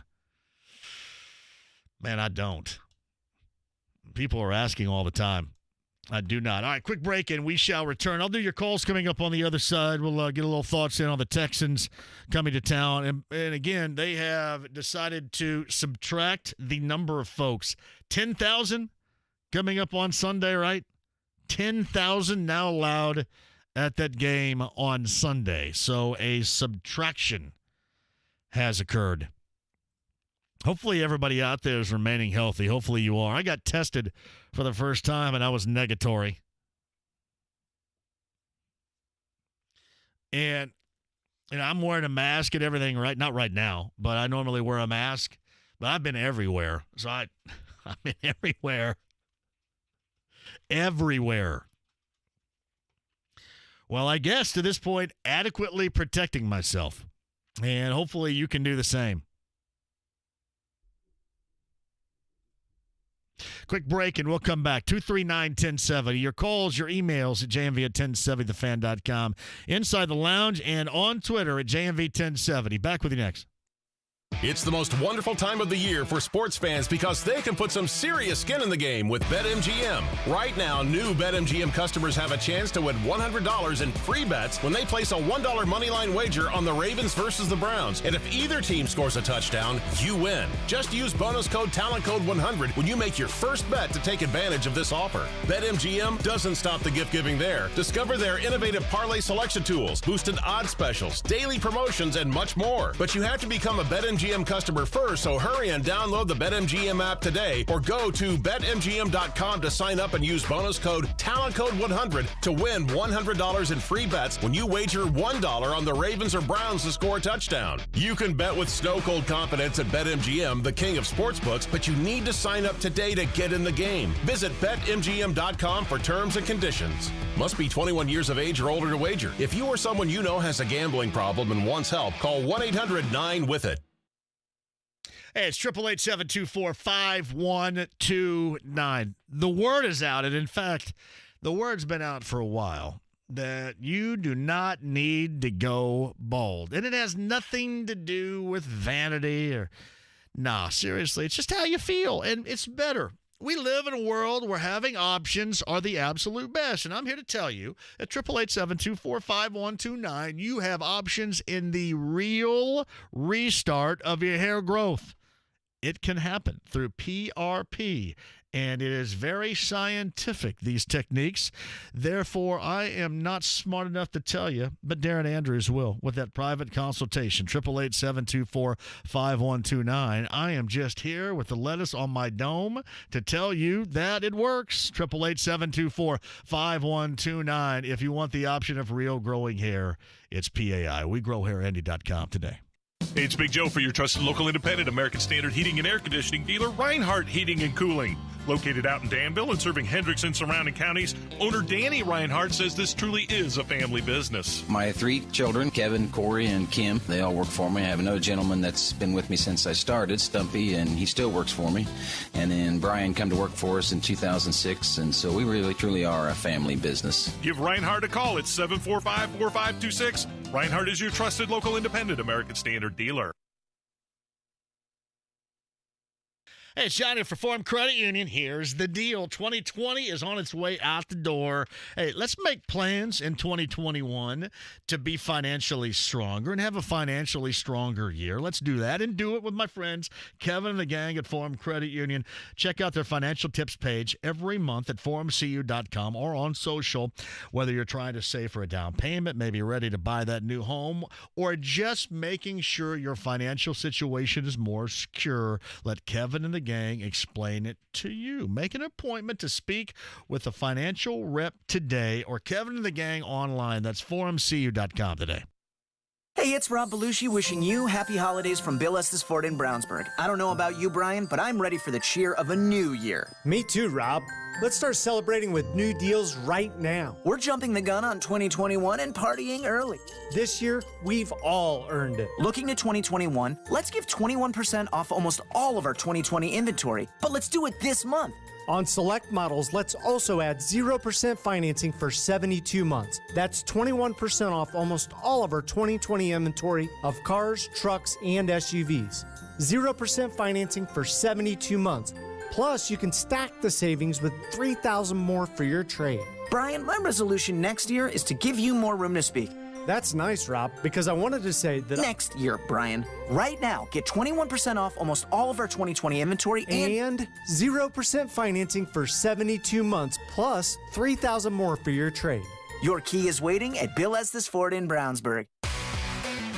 Hey, sports bettors. PointsBet, the proud sportsbook partner of the Indianapolis Colts, has $10,000 NFL Game Day Guarantee, giving higher limits for all players. Head to Twin Peaks, the ultimate sports lodge, with brews served at 29 degrees and ice-cold mugs and high-def screens everywhere. Twin Peaks. Eats, drinks, scenic views. Sports with Dan Dakich. Trey Burton, what's it like the day after winning a Super Bowl? I mean, if you stay up really late that night, you're hurting a little bit. You got family. I mean, you got everybody reaching out. I'll never forget, man, like the Super Bowl was awesome, but the parade was probably my favorite part. Even when we came back from Minnesota, our plane landed, and man, there's thousands and thousands of people, on the whole entire trip from the airport back to the facility just to get into our cars to go home. Dan Dakich, weekdays noon to 3 on 93.5 and 107.5. The Fan. The Ride with JMV. Don't read your email, because I'm really butthurt when you read your email. 93.5 and 107.5. The Fan. All right, so Pacer pregame pulls me out here at 5:30 today. Colts Roundtable's coming up at 9 tonight. Inside IU Hoops at 10. I'm back with you tomorrow. Ellison Brewery. What we're going to do is I'm going to tap the first keg for Lady Victory Lager with the Indy 11 coming up tomorrow. You guys want to join me for that? I'll do an official first Lady Victory Lager keg stand coming up tomorrow from Ellison Brewery if you guys want me to. I've got nothing against it, so we can do that. Eddie's in here for Kyle, who went out for lunch. Kyle has to man the controls for the Pacer game coming up later on tonight. No, I don't think trading the entire Pacers team for James Harden is a swell idea. James Harden, MIA, Kyrie Irving.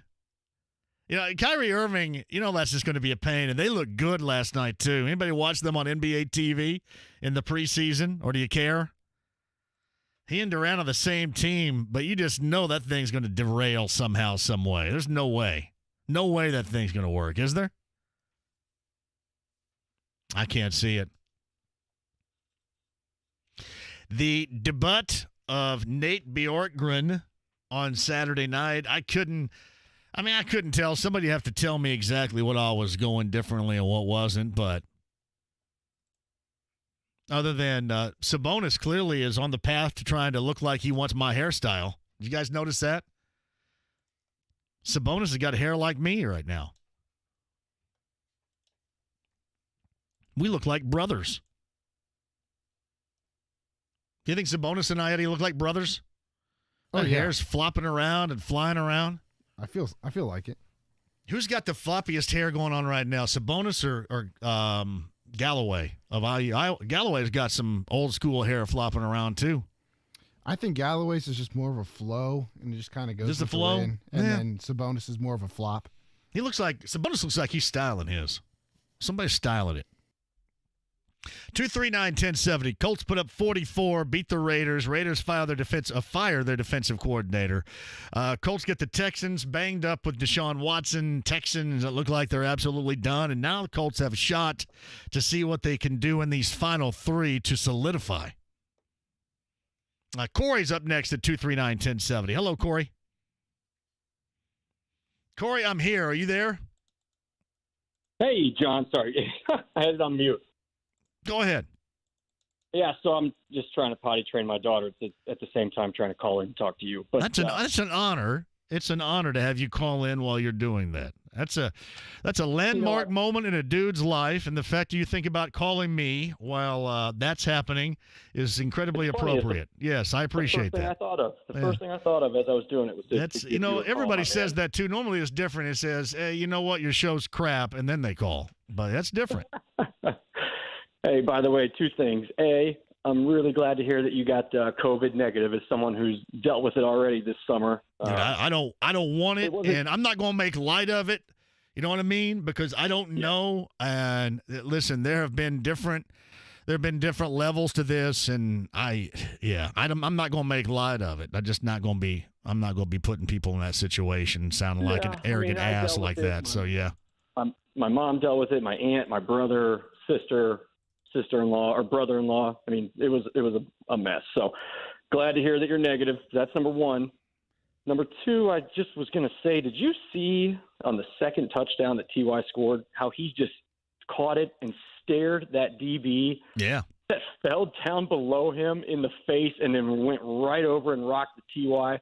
I mean, that is a guy who, in my opinion, he looks like he's he looks like he's 25 again. Like the guy's ready to rock and roll. So he's certainly feeling it. I thought what Matt said last hour, Corey, was accurate too. I mean, you can tell that he has heard and certainly digested a lot of the comments talking about him being done.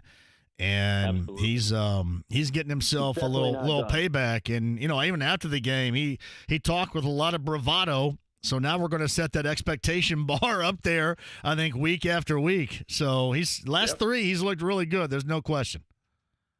Yeah, no, I agree. Totally agree. And I also just want to let you know that I have a massive hole in my ceiling still, but it's going to get fixed. So thanks for the shout out last week, by the way, my man. Corey, man, you got it, brother. Appreciate you. Hey, good luck with the potty training going on. That's I can't even remember what happened.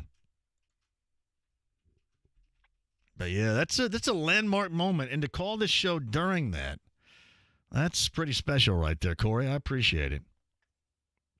More than you know. JMV, so Turner doesn't fit our team. Oladipo is probably gone after this year, and Aaron Holiday is inconsistent. Jack, the problem I have with that is Turner fits what they want to do more than Sabonis does. I'm not suggesting that Miles is better than Sabonis at all, but with what they want to do, what they want to stretch with three-point shots.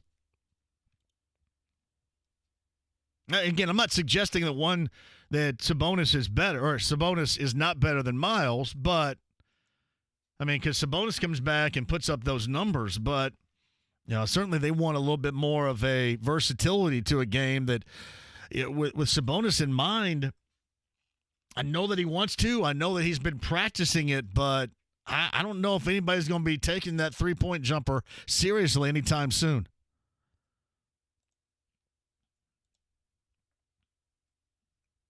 We do know this. I mean, we know that Kevin Pritchett was willing to part with Miles. There's no doubt. We also know that this team hasn't been together enough for them to really know. And again, I don't know how many options are out there to do anything about it. I mean, it's tough to come out of that game and make a lot of declarations, really. I mean, it's really difficult. I will say this. I was watching Chris and Quinn. And JJ's going to laugh right now if he's listening. But no, I was watching Chris and Quinn. The one thing that we're going to have on these broadcasts, and I know that they try to pipe in, and I know that they're piping in natural sound, but it is just weird when you don't hear the whistle blow. When you do not hear the whistle blow, it is just really odd.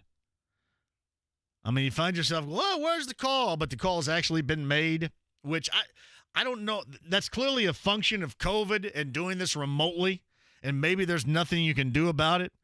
If I were running the show, I'd be blasting, and maybe it's just me not being able to hear anything, but I'd be blasting the net sound from the venue in there as much as possible. And I know you don't want that because, the players are going to be dropping F-bombs, and they'll certainly be more audible than usual. I guess there's a fine line, but it's really weird when it looks like that they're playing on, but a call is really made and you don't actually hear the whistle. It sounds really odd.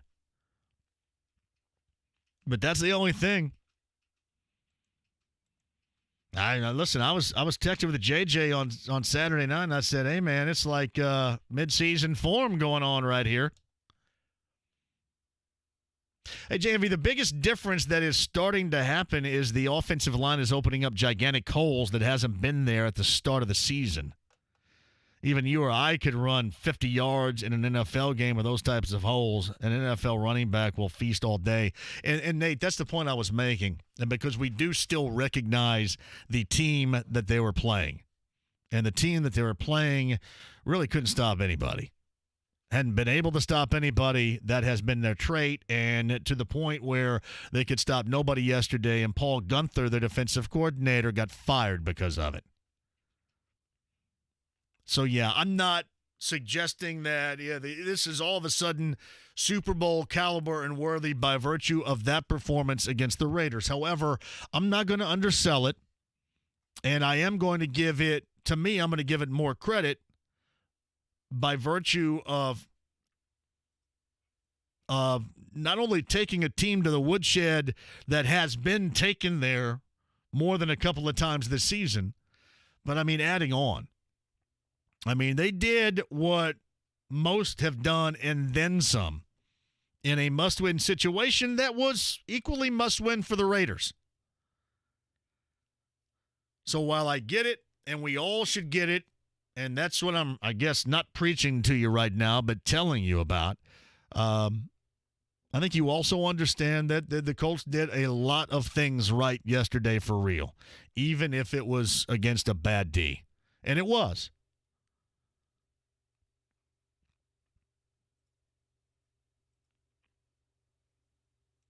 JMV, what we saw from the Pacers was like 10 consecutive possessions of scoring by the Cavs, including the end. Yeah, the end was pretty tough to watch. There's a little question about that. Kip is up next at 239-1070. Hello, Kip. Good afternoon, JMV. How are you? Kip, I could not be better. Thank you for the call. How are you?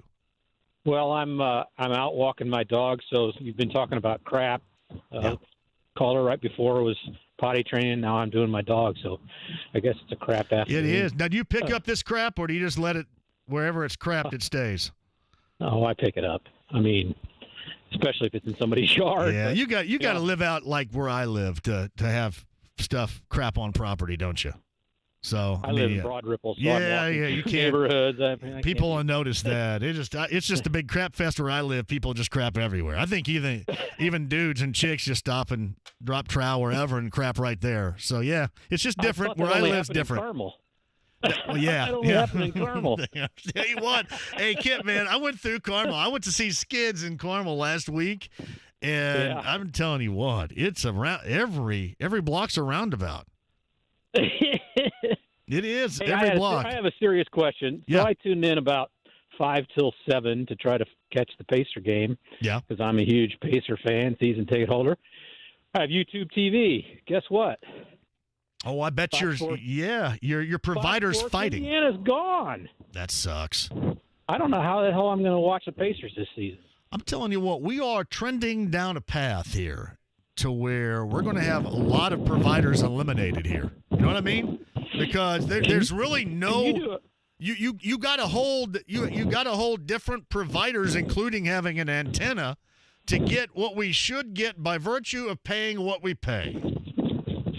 No doubt. Can you do a public service and try to find out from Fox Sports Indiana what networks or what providers they're going to be on this season? Because I'm shopping around. Because the only reason I have these providers is I watch sports. Otherwise, I don't turn the TV on. So, all right, any providers listening right now, if you can give Kip, our caller right now, everything that he desires, he's going to drop whatever he has, I guess YouTube TV like a bad habit, and go with you right now. So if you can give him what he wants, and then here's an extra shout out to Jamie Burns or Rick Fusen, anybody down with the Pacers or Fox in this case, what are the providers that are can't miss in this? So Kip will not miss any Pacers action. How about that? Thanks a million. Because, Kip, I don't know. I mean, I don't know. I just know that basically everything's kind of foodbar right now. I think if you have something, you're probably missing something. You know what I mean? No doubt. No doubt. All right. All right, thanks. Hey, thank you, Kip, for the call. Just have that dog just crap in somebody's yard in Broad Ripple. It'll be all right. Just right up there, right on the sidewalk. You can grow a second tail right up there. I have no idea. Mitch says MetroNet still has it all. I have no idea. I've never heard of MetroNet. I've heard of Aquanet, but I've never heard of MetroNet. Do you not get it? Yeah, I get it, but it's 13's off right now, and like Wish has been off, and this is not a shot at Wish. I just hadn't noticed until last week, so that's bad. But see. People go, hey, we'll get an antenna. But I do have an antenna, or I take that back. My daughter has a Roku stick, so I can go in the back I've discovered Spanish language Sunday Night Football, which I think is a blast. So I've started watching that, and I guess that's directly contributed to 13 situation. So I don't get 13, I don't get Wish, and I don't get my Indie TV right now. But I guess I get everything else. But then I get in the mail. Anybody else get this that has DirecTV? Yeah, they're going to up our rates. I thought, hey, jackasses. It's DirecTV and AT&T. Here are the reasons we're going to up your rates. So, I mean, in the last week, you take another, I mean, you really do. I mean, you take a staple, local, over-the-air broadcast station off the air with help from the local over-the-air broadcast station, but you take it off the air, and then you're going to charge me more, you jackasses. That sounds awful. Yeah, part of the issue is with this, too. At some point, and I hate this, it is what it is, cliche, but at some point you got to recognize that, and then moving forward, it's almost like you had this conversation so much it turns into a class basketball, or it turns into a Bob Knight, or it turns into a Pete Rose in the Hall of Fame argument, and it wears everybody out and nobody cares anymore. Now, the difference in that is this is actually, like with AT&T or DirecTV, upping how much I'm paying. I pay a ridiculous amount right now, and I shouldn't. It's like costing us money. That's the only difference here. But it does. It wears everybody out, and I don't blame you. That is some BS. And I know that I've made a couple of people over at 13 mad, and they all know I love Dave. What am I going to do without watching Carlos Diaz every morning? Is that Carlos Diaz? Didn't he take over from, what's his nuts? Paul or Benny Hill. Yeah, Benny Hill. Benny Hill, yeah. Not the dead comedian, but Benny Hill, the guy, I think went to Nashville. But I like Julie. I mean, I just want to have the options. But I think we're at a point in time now where you're just going to have to go with multi and eat it. Not much more you can do. JMV, after the initial hilarity of hearing the broadcasters say Rapido 47 times, what do you like about watching the game in Spanish? Oh, I don't know. Maybe that's just how I'm not paying a great deal of attention in general, I guess. I mean, I'm just kind of watching. That's a good point. I wish I had an answer for you. I don't know what. I mean, it's different. Like the commercials are different. But I'm sure it'll wear off. Hey, quick break and we'll come back. I'll get your calls. I'm going until 5:30. I get to bail for Pacer pregame, so I got time for you. 239-1070. Email address is jmv@1070thefan.com. 44 on the board by the Colts in a win. They're now 9-4. Get your thoughts on that. And my thought of Quentin Nelson, you seeing the future yesterday of 56 being the left tackle after next year and leaving the Colts with better options. You guys agree or disagree with that? I know it was a small sample size. Quick break. Back with you next. Hubler Auto Group has 8 brands to choose from and thousands of vehicles in stock. Plus, all new vehicles come with a 10-year, 200,000-mile warranty included. Visit drivehubler.com. The Fan and Jack Daniels want to make it count on game day and deliver to you the best home game experience with a Jack Daniels prize pack. For a shot at winning, hit up 1075thefan.com. Prescription products require an online consultation with a healthcare provider and are only available if the provider determines a prescription is appropriate. Subscription required. See website for full details and important safety information. Hey guys, good news. The outrageously expensive little blue pill is now generic, which means you can get the prescription medication to treat ED at affordable prices. And Hims makes it extra affordable. You pay just $30 for a month's supply. And right now, get your first online doctor's visit totally free when you go to forhims.com/real. That's right, free, zero copay, no expensive appointments, no awkward face-to-face conversations to get your prescription. Hims connects you to doctors online who can evaluate you and, if appropriate, prescribe your ED medication. And a pharmacy sends it right to your door. HIMS makes it affordable, private, and incredibly easy. Nobody likes dealing with ED. Now, thanks to HIMS, nobody has to. And that's really good news. To start your free online visit, you need to go to this exclusive address, forhims.com/real. That's forhims.com/real for your free online visit. forhims.com/real. Hey, John here for FanDuel Sportsbook. Oh, it's been a blast all season long, and here we come down the stretch run here, right? You got the final leg of the NFL season. You got college hoop back. You got the NBA about set to tip off, and there's FanDuel Sportsbook right there to party with you. So much fun with FanDuel, America's #1 sportsbook, and unique, interesting, easy to access your cash after wins and stuff like this. Right now, FanDuel is letting you place your first bet risk-free up to $1,000. So any bet you place, right, FanDuel is going to refund you up to $1,000 back if you whiff on that bet. That's nice. Texans, Colts this weekend, maybe hard target that. Find something that you like, but do it with FanDuel Sportsbook, promo code JMV. FanDuel Sportsbook, promo code JMV. 21 plus and present in Indiana first. Online real money wager only. Site credit, non-withdrawable, and expires in 14 days. Restrictions apply. See sportsbook.fanduel.com for details. Gambling problem, call 1-800-9-WITH-IT. Your one blood donation can help save the lives of up to 3 people. Give blood through the American Red Cross to help hospital patients. Visit redcrossblood.org today. This is Jerome Bettis, and I want to introduce you to my friends at Bet Rivers Sportsbook. Bet Rivers is the #1 sportsbook across the way in Illinois and the trusted partner of French Lick Casino here in Indiana. Bet Rivers truly cares about your satisfaction and works hard to deliver a sports betting experience second to none. Make your next bet with the trusted team at Bet Rivers Sportsbook. Go to betrivers.com and bet with the winner. Must be 21 or over to play. Gambling problem? Call 1-800-9-WITH-IT. 1-800-994-8448. Playable only in Indiana. Hey, John here with Eric Wilson, my friends from Andy Moore Buick GMC in Fishers. That's 131st and State Road 37. I know you see these ads all the time, right, with a bow on top of the car in the driveway. You're going, man, that could never happen. Seriously, with Eric Wilson and the gang at the best in the state of Indiana, it can happen with great deals like this. The 2020 GMC Acadia, which, by the way, I absolutely love. $5,500 off in GMC consumer cash. Andy Moore discounts up to $10,000 off MSRP. Hey, let Eric Wilson go to work for you. And in fact, you can lease one for $289 per month with 0 down payment. So yes, if you're in the market for a new ride, this is the place. The best to get it done. Tell Eric Wilson that I sent you. I mean, the best car buying experience at Andy Moore Buick GMC.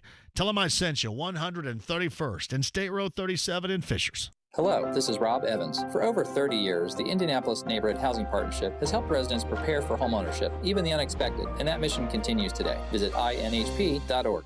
The Colts played like they had something to prove. Launched it downfield. T.Y. is caught for a touchdown. 41-yard bomb from Phillip Rivers. Point taken. The Texans come to town for an AFC South showdown at Lucas Oil Stadium Sunday. 45, 50, 40. Our coverage starts at 10. Outsprinting everybody. Kickoff with Matt Taylor at 1 o'clock. Touchdown! A 62-yard run for the Your home for Colts football. Longest rush of the season. 93.5 and 107.5 The Fan. The Ride with JMV. If peeing your pants is cool, consider me Miles Davis. 93.5 and 107.5 The Fan. Matt Taylor earlier, podcast 1075thefan.com. I think Jonathan Taylor later on this week, from what I hear. And you're right, Darnell. I'm going to get Charles Arbuckle on this week. I'm with the Indy 11 tomorrow at Ellison Brewery. I'm going to tap the first keg of Lady Victory Lager. Perfect dude to be a part of that right there. Thank you very much. That's tomorrow. You can join me there, too. I'm a good keg tapper. I'm all about that tomorrow. Hey, JMV, this is YouTube, and it says it has FS1 and FS1 all preseason. Fox Sports Indiana, though, I mean, it's FS1's different. Fox Sports Indiana, I think it's 671. I don't know what channel it is. 671's Fox Sports Midwest on my crap water setup.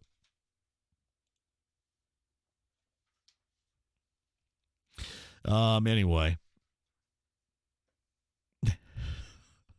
JMV crack streams for games. You're welcome. Crack streams. That sounds familiar. I tell you what, Cardinal Jack, you wait. I'm going to get you on the other side, and we'll get more people on here before the end of the show. Remember, I got to bail here at 5:30 for Pacer pregame. We'll take a quick break, get back, and start with Jack coming up on the other side. This is 93.5, 107.5, and 1070 The Fan. It's the Fan Morning Show with Jeff and Big Joe. Scott Agnes, put on your crystal ball and tell us in the next 12 months what the future looks like for Victor Oladipo. This is a whole new situation. I still think it's very likely that Pacers and Victor go separate ways. Based on his actions, what he has not said, it continues to be clear that come the end of the year, he's prioritizing other things. The Fan Morning Show with Jeff and Big Joe. Weekday mornings at 7 on 93.5 and 107.5. The Fan. Hey, it's John, your friend for Diamonds Direct. I mean, doing what they do and doing it all. I mean, awesome. Absolutely awesome. And you got to love it, too, with Diamonds Direct. And this time of year, you're not going to find anything better than what you're going to find selection-wise with my friends at Diamonds Direct. I mean, where do you want to start? I don't know. Diamonds Direct-wise, what are you thinking here? I mean, just the overall guarantees that you get, the selection that you get, or the price tag, which already is better. Right now is better than you're going to find anyplace else. And what I've always said about Diamonds Direct is making sure this time of year you hit that home run. I've been with Diamonds Direct for the better part of 8 to 9 years, and it never misses. And it only gets better.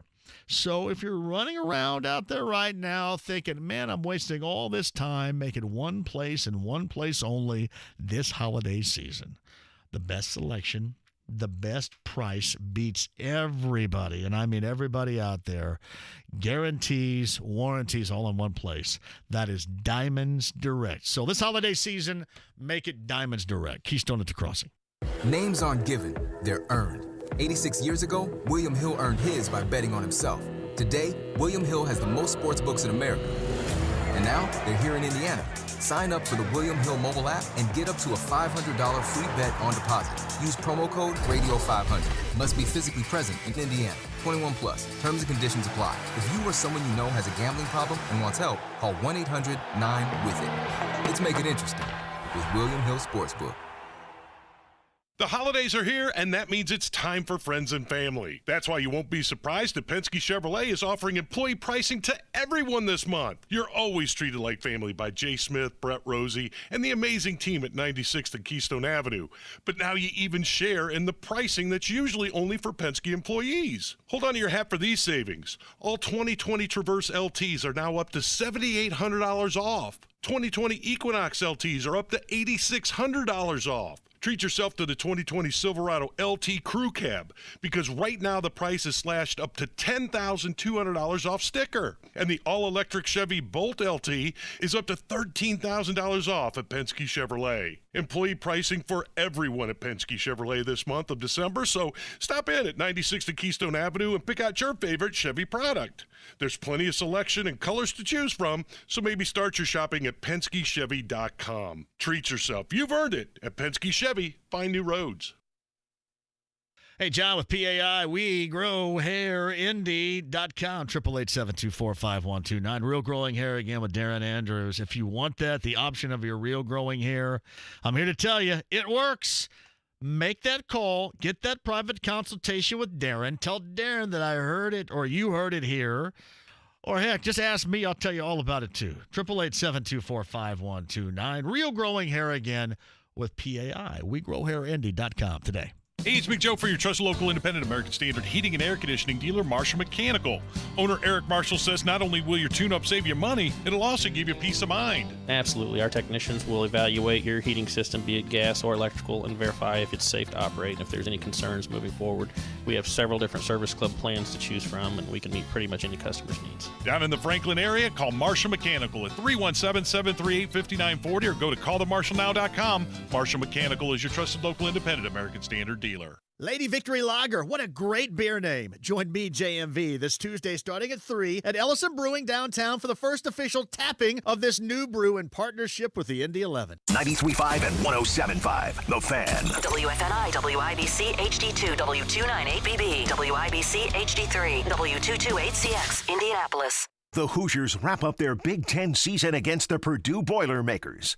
Friday evening at 6:30 on 93 WIBC. The Ride with JMV. And you could tell Rolling Stone magazine that my last words were, I'm on drugs.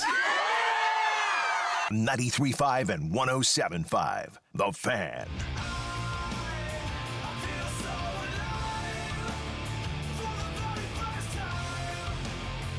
Oh, I've said this before. Like, if you can see me on YouTube Live, I'm stretching a little bit. There's normally one good stretch in a day that, how should I put it? It's somewhat orgasmic, isn't it? I mean, there's one good stretch every day. Anybody else with me on that? It's pretty close. I just pulled that off just kind of. Hey, bottom of the hour, Pacers-Cavaliers. That's preseason game number 2. And pregame coverage begins at 5:30. It's coming up at the bottom of the hour. Colts put up 44 yesterday, beat the Raiders 44-27. And I was going over, and we are all going over in this a great deal of what went well. And we all realize that it was the Raiders, and the Raiders stink defensively especially. They haven't played well recently. But what I told you was the Colts went in with a must-win situation, and the Raiders had a must-win situation. And the Colts not only did what they should have done against a bad defense, but I thought raised the bar on that. Whether you're talking about Jonathan Taylor, the work of the offensive line, Phillip Rivers, playmaking secondary. The only thing that you didn't like or you continue to wonder if it can happen is consistent pass rush. Like Frank Reich said yesterday, he and Chris talk a lot, and he always talks to Chris about there's no weakness on this team. I would beg to differ. I think the weakness here, if there's one big weakness, it's the lack of consistent pass rush. And, man, that'll get you against a good quarterback and a good offense. And that's what you're going to see in the postseason. So one thing I wish that we would see in some form or fashion from somebody come around. And nothing against Justin Houston, but just more consistent is what you're looking for here. T.Y. Hilton at the right time. My thought is T.Y. Hilton for the first time in about 3 years being healthy this time of year is key. T.Y. Hilton being healthy this time of year and a chip on his shoulder from hearing yip-yaps like me say that he's probably done. I wouldn't blame him. Phillip Rivers remaining comfortable, throwing it well. Yeah, people ask me this all the time. So what about Phillip Rivers? And again, it is so week to week in the NFL. You love him one week, you hate him the next. It's the way that it goes. But what about Phillip Rivers next year? Phillip Rivers, that decision is going to be made when you look at what transpired in the postseason.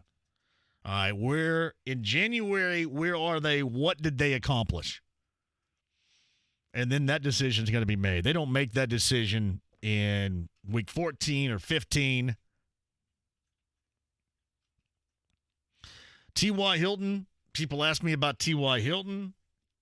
I don't know if the past 3 weeks are helping or not, because what you don't know is how much may end up being offered on the open market for him. I mean, does he get more money someplace else that maybe squash his thoughts about wanting to stay here? throughout his career. The other thing that I noticed, and I don't know if anybody else is on the same page with me, is even in that small sample size, I think we see with the Colts the future left tackle. People are wondering, all right, so if not Costanzo and, Costanzo's contract goes through next year, they're going to have to go out and draft somebody, highly draft somebody, whatever. To me, that left tackle is going to end up being Quentin Nelson, and then you're going to either put Danny Pinter in as your left guard at some point when Costanzo steps away, or you're going to go out and draft somebody. And to me, that gives this team more flexibility because they're going to end up paying Quentin Nelson whenever they decide to do that. He's going to be handsomely paid, so it's not going to matter anyway. He's probably going to get paid more, certainly, if they have intentions on moving him to left tackle. But I think that's the direction this team is going to go. We shall see, and we'll talk about that. We have plenty of time to talk about that. Colts and Texans coming up next week. 10,000 folks will be allowed inside Lucas Oil Stadium for that game coming up on Sunday. 239-1070. Hey, Cardinal Jack, jump on here. What's up? Is that you, Captain Johnny? What's up? What is in your world, Cardinal Jack, going on? Go ahead. Well, listen, I just thought I'd throw this out there to all your listeners is that what flipped me off finally was going to watch the Notre Dame football game and having that been removed from – I have AT&T U-verse.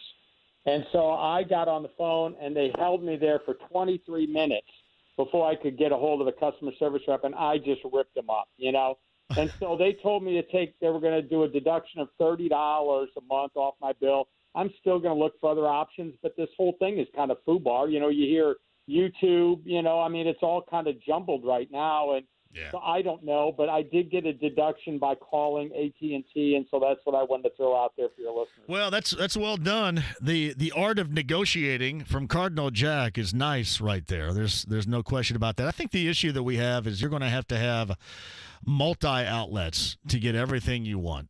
Ultimately, you know what I mean? You're going to have to have a Roku stick or an antenna or something because at some point in time your carrier is going to jack with you. Cardinal Jack was thrilled with my response. Thank you, Jack.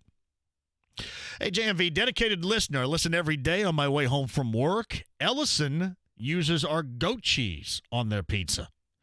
And in the baked goat cheese, the baked goat cheese marinara, shout out.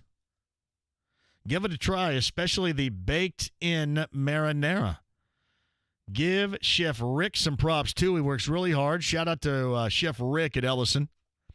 I played football with Bob Denton. Love it when you talk old school. That is Tim Van Zant, Rising Creek Creamery down in Martinsville. Well done. I'll take some of that goat cheese, too. Thank you, Tim. So, goat cheese on the pizza and goat cheese in the baked marinara. I'm going to be at Ellison Brewery tomorrow, and we're going to unveil new Lady Victory Lager. I'm going to tap that first keg for them. And I'm not going to give everybody a lot of foam. Some of you clowns step up and tap it, and all you get a good shave out of that first beer. Not here. As smooth a pour as ever. I'm a wily veteran when it comes to that. Hey, shout out to Chef Rick, too, at Ellison. Rising Creek Creamery. I don't know. Do you guys do a good chocolate milk down there, Tim? Tell me all about it. I'm a big fan of chocolate milk. It's a good read. Yeah, tomorrow, Ellison Brewery. You can join me here tomorrow. And we'll have a blast down there, I promise. This is from Paco. JMV, another bitter San Diegan pulling for Rivers and the Colts here. There's a lot of us. We get a lot of San Diegans listening to the show. Let's dedicate an hour or something to folks from San Diego, former Charger fans, disgruntled yet still rooting for Phillip Rivers, calling this show. How about that? There are probably more Colts fans in Baltimore than the Chargers fans in L.A. And there are no Colts fans in Baltimore, brother. Tell you that. Now, they're all longer in the tooth now, so the memory has faded. Thank goodness. About the band and everybody whining about that all the time. That's mostly gone. Anyway, I just found your show, which I'm enjoying. Keep up the good work. That's Steve in America's finest city. Listen, I can't argue with that. Nice weather. The cost of living would suck. You get like 700 square feet. It'd be like $500,000, isn't it? I think you live in a closet. I think they pay like $500,000 to live in a closet. The weather's nice, though, brother. My man Bill's at 239-1070. Hello, Bill. Hey, JMV, how you doing today? I'm great. Thank you for the call. Hey, man, if the NFL was the set of the Warriors, then the Bengals would be the orphans. Oh, but yeah, because they're left out of it. They didn't get invited to the big gathering. Yeah, they didn't get invited to the big show, and they were the ones that were counted out. But I wanted to get your take on. You know what? And they had like 25 of them, and all they did was like toss that Molotov cocktail and blow up that car and scared them all away. What the hell? Well, yeah, and their leader pulled out that it was like a razor that you'd see at a barber shop. Yeah, they were lame. You see, Warriors? You see what you get when you mess with the orphans? all I can say is when it comes to the Houston Texans come out to play. Well done. Hey, anytime you can put Bill, anytime you put a Warriors reference in this show, I'm excited about it. I thank you for it. Yeah, that's one that I've seen a million times. And Michael Beck, I don't think I ever saw him in anything else. So yeah, he was in Xanadu. You didn't see that? No, that was not high up on my list. I can understand why, but he was in Xanadu with Olivia Newton-John. True story. Yeah, oh man. Hey, a couple things. Number one, do you think that they should be playing this IU Purdue game? I don't know. Oh, I sure as hell want them to try. I do. And that's not me advocating somebody getting sick or playing sick or, messing with the safety of the community or anything. I hope they sure as hell can try. I do. I mean, listen, I for one, and not just because it's my job, if I wasn't doing this, I would want to see them try their damnedest to play. And that's why I disagree with, Krzyzewski and all that.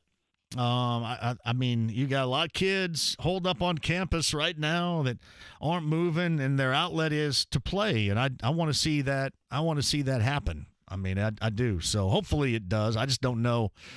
Nobody's saying very much about it, and certainly Jeff Brom wasn't saying too much today. So it kind of makes you wonder if they're going to ultimately get to completion or certainly get to that finish line. Hopefully they will.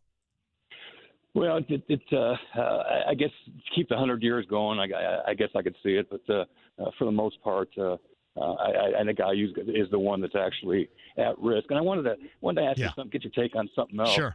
The Cleveland Indians are going to cease to be the Cleveland Indians next year. They're going to change their name, much like the Washington Football Club did. Do you think that the Schumacher family here in town would consider changing the name of the Indianapolis Bill, I can tell you this: they've explored it.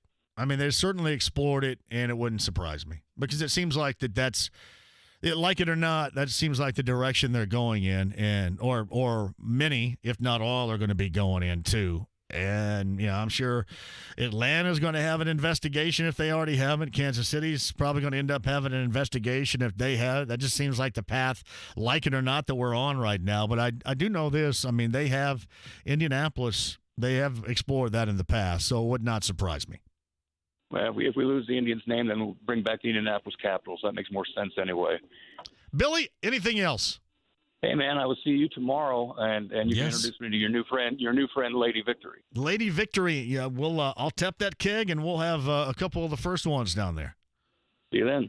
That's Bill right there. Bill's a good dude, man. Comes out all the time. Great guy.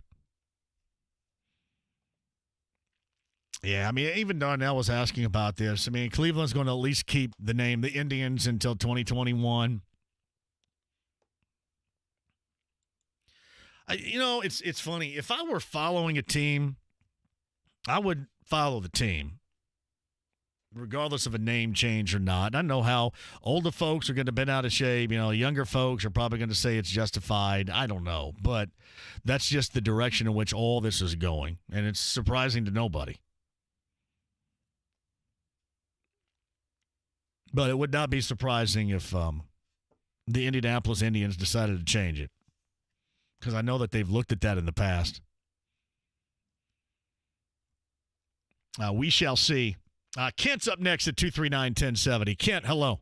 Hey, got a different take on the U-verse deal here. Yes, sir. It's a little bit higher up than the local stations. In fact, it's way higher up, because the stuff involving like Fox 59 and WTTV, they're owned by Nexstar, and then Tegna now owns Channel 13, which they're horrible owners. Yeah. And they do. Sinclair, They suck bad. Yeah. Yeah. The other one was when I worked there, and the Dispatch owned them. They were awesome back then. Wolf Absolutely awesome, and it sucks big time now.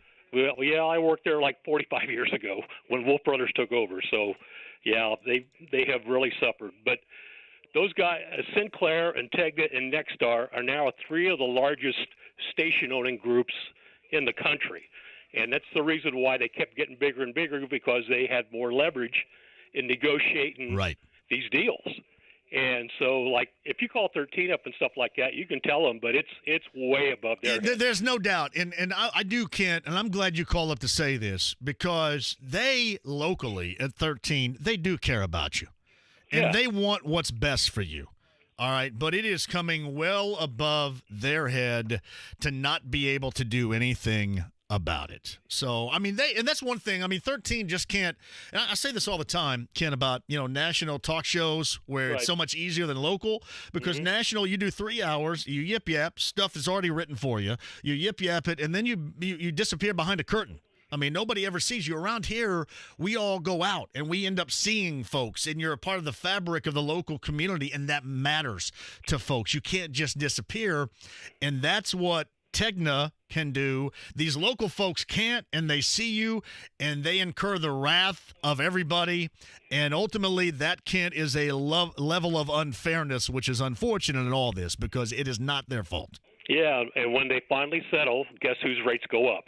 Oh, yeah. Listen, I'm telling you, you're going to have, Kent, 2 or 3 different outlets to watch stuff in the future, because it's just going to be a month-to-month screw job that you're going to get from some of these carriers. The national ones that don't care about the local folks, absolutely. By the way, I've also heard something about, the Fox Sports Net regional networks, which are now owned by Sinclair.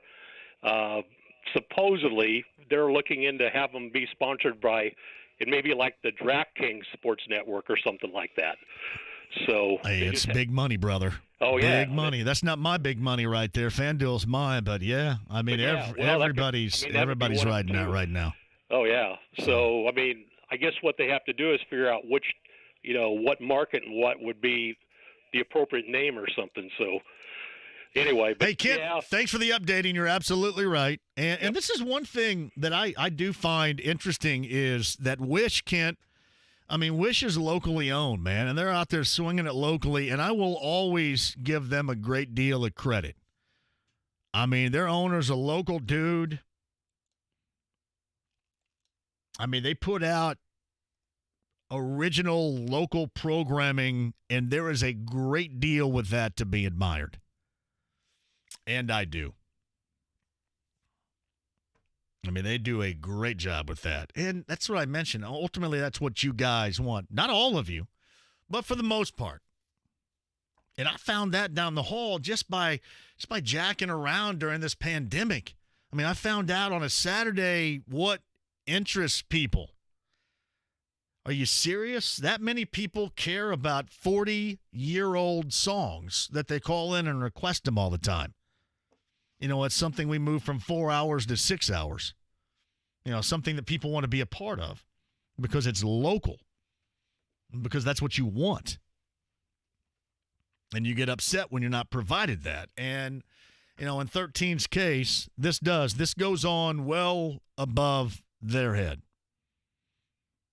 I have no doubt that they care a great deal about how you feel about them here. And especially people that work over there that have to go out and sell, and they're going to have to hear this all the time. That'd be maddening. Once upon a time, man, when it was Dispatch, I worked there for 3 years doing Weekend Sunrise, and it was the greatest place to work around here, television. You could not find a better spot. And then once dispatch went away, and now it's different, and just like everything else, things get different. But still, yeah, the one thing that marches on is your love and embrace of local topics, local subjects, about your neighbor, about your favorite team. That's what matters the most to you. And hopefully we here continue to embrace that as much as we can, because, frankly, we'd be doing the wrong thing and absolutely lost without it. Big deal. Do I need to break here, by the way, or do I go all the way? Huh? Oh, hell, I just go all the way here. I'm like Sly Fox. Just let me go all the way. JMV, people better be keeping their wrath away from Julia and Chuck. See, I love Julia and Chuck a great deal. And they know that. And it sucks for them. Well, hell, I guess I'm out of here right now. Hey, Ellison Brewery tomorrow. Can you guys join me? I want to eat some of Tim Van Zant from Rising Creek Creamery in Martinsville, some of the goat cheese. Actually, I'm tapping the first keg for Lady Victory Lager. So you'll get no foam. Tremendous head on that base of beer tomorrow for you and I. It should be a blast with the Indy 11. Rakestraw is going to be on tomorrow. I'm going to put up there via Connecticut Water Question of the Day your thoughts on the future at left tackle after next year with Costanzo being number 56, if you believe that. Matt Taylor, outstanding on the show today. Podcast 1075thefan.com. Eddie, thanks for coming in. Kyle is going to run the show for the Pacers and Cavaliers pregame show, which is up next. I'll bail right now. Have a great night. Be safe. Ellison Brewery tomorrow beginning at 3 with me. 93.5, 107.5, 1070 The Fan.